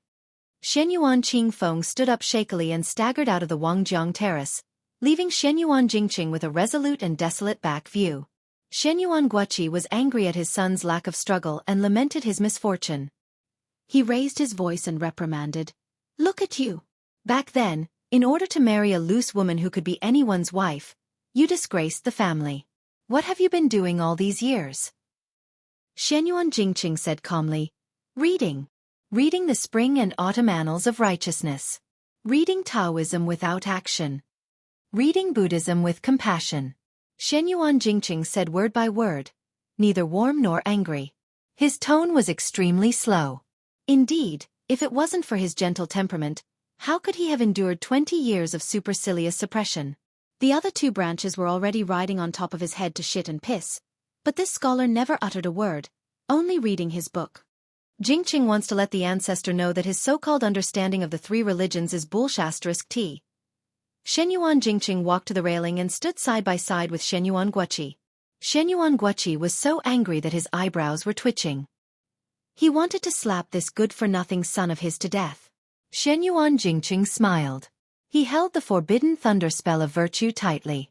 Blood seeped into the pages. He said, "Since I can't become an immortal Zhenren." "Shut up. You disgraceful thing." Shenyuan Guoqi slapped his son's face and walked away. Obviously, if this middle-aged scholar was allowed to continue, his words would only shock people to death. Shenyuan Jingqing, who was slapped, was indifferent. He looked at Long Hu. Logically speaking, with the strength of Shenyuan Guoqi's hand, even if he restrained it, the slap on Shenyuan Jingqing's face would not disappear in a flash. When there was no one left in the Wanding Pavilion, he threw out the forbidden thunder spell of virtue and leaped over the railing. He flew out of the bull mound and went straight to the surface of the Dragon King River. When he fell in mid-air, he stepped on the book with the tip of his foot and swept across the sky like an eagle or a falcon. The world's Zhenren was so close that they could not recognize him. Shenyuan Jingqing floated across the Dragon King River. The first time his foot landed on the shore, it created a big pit. The second step was slightly smaller, and the third step was even smaller. He took 7 consecutive steps, each step stepping on the pit like a blooming lotus. A lotus appeared with each step. After 7 steps, the ground was already covered in dust.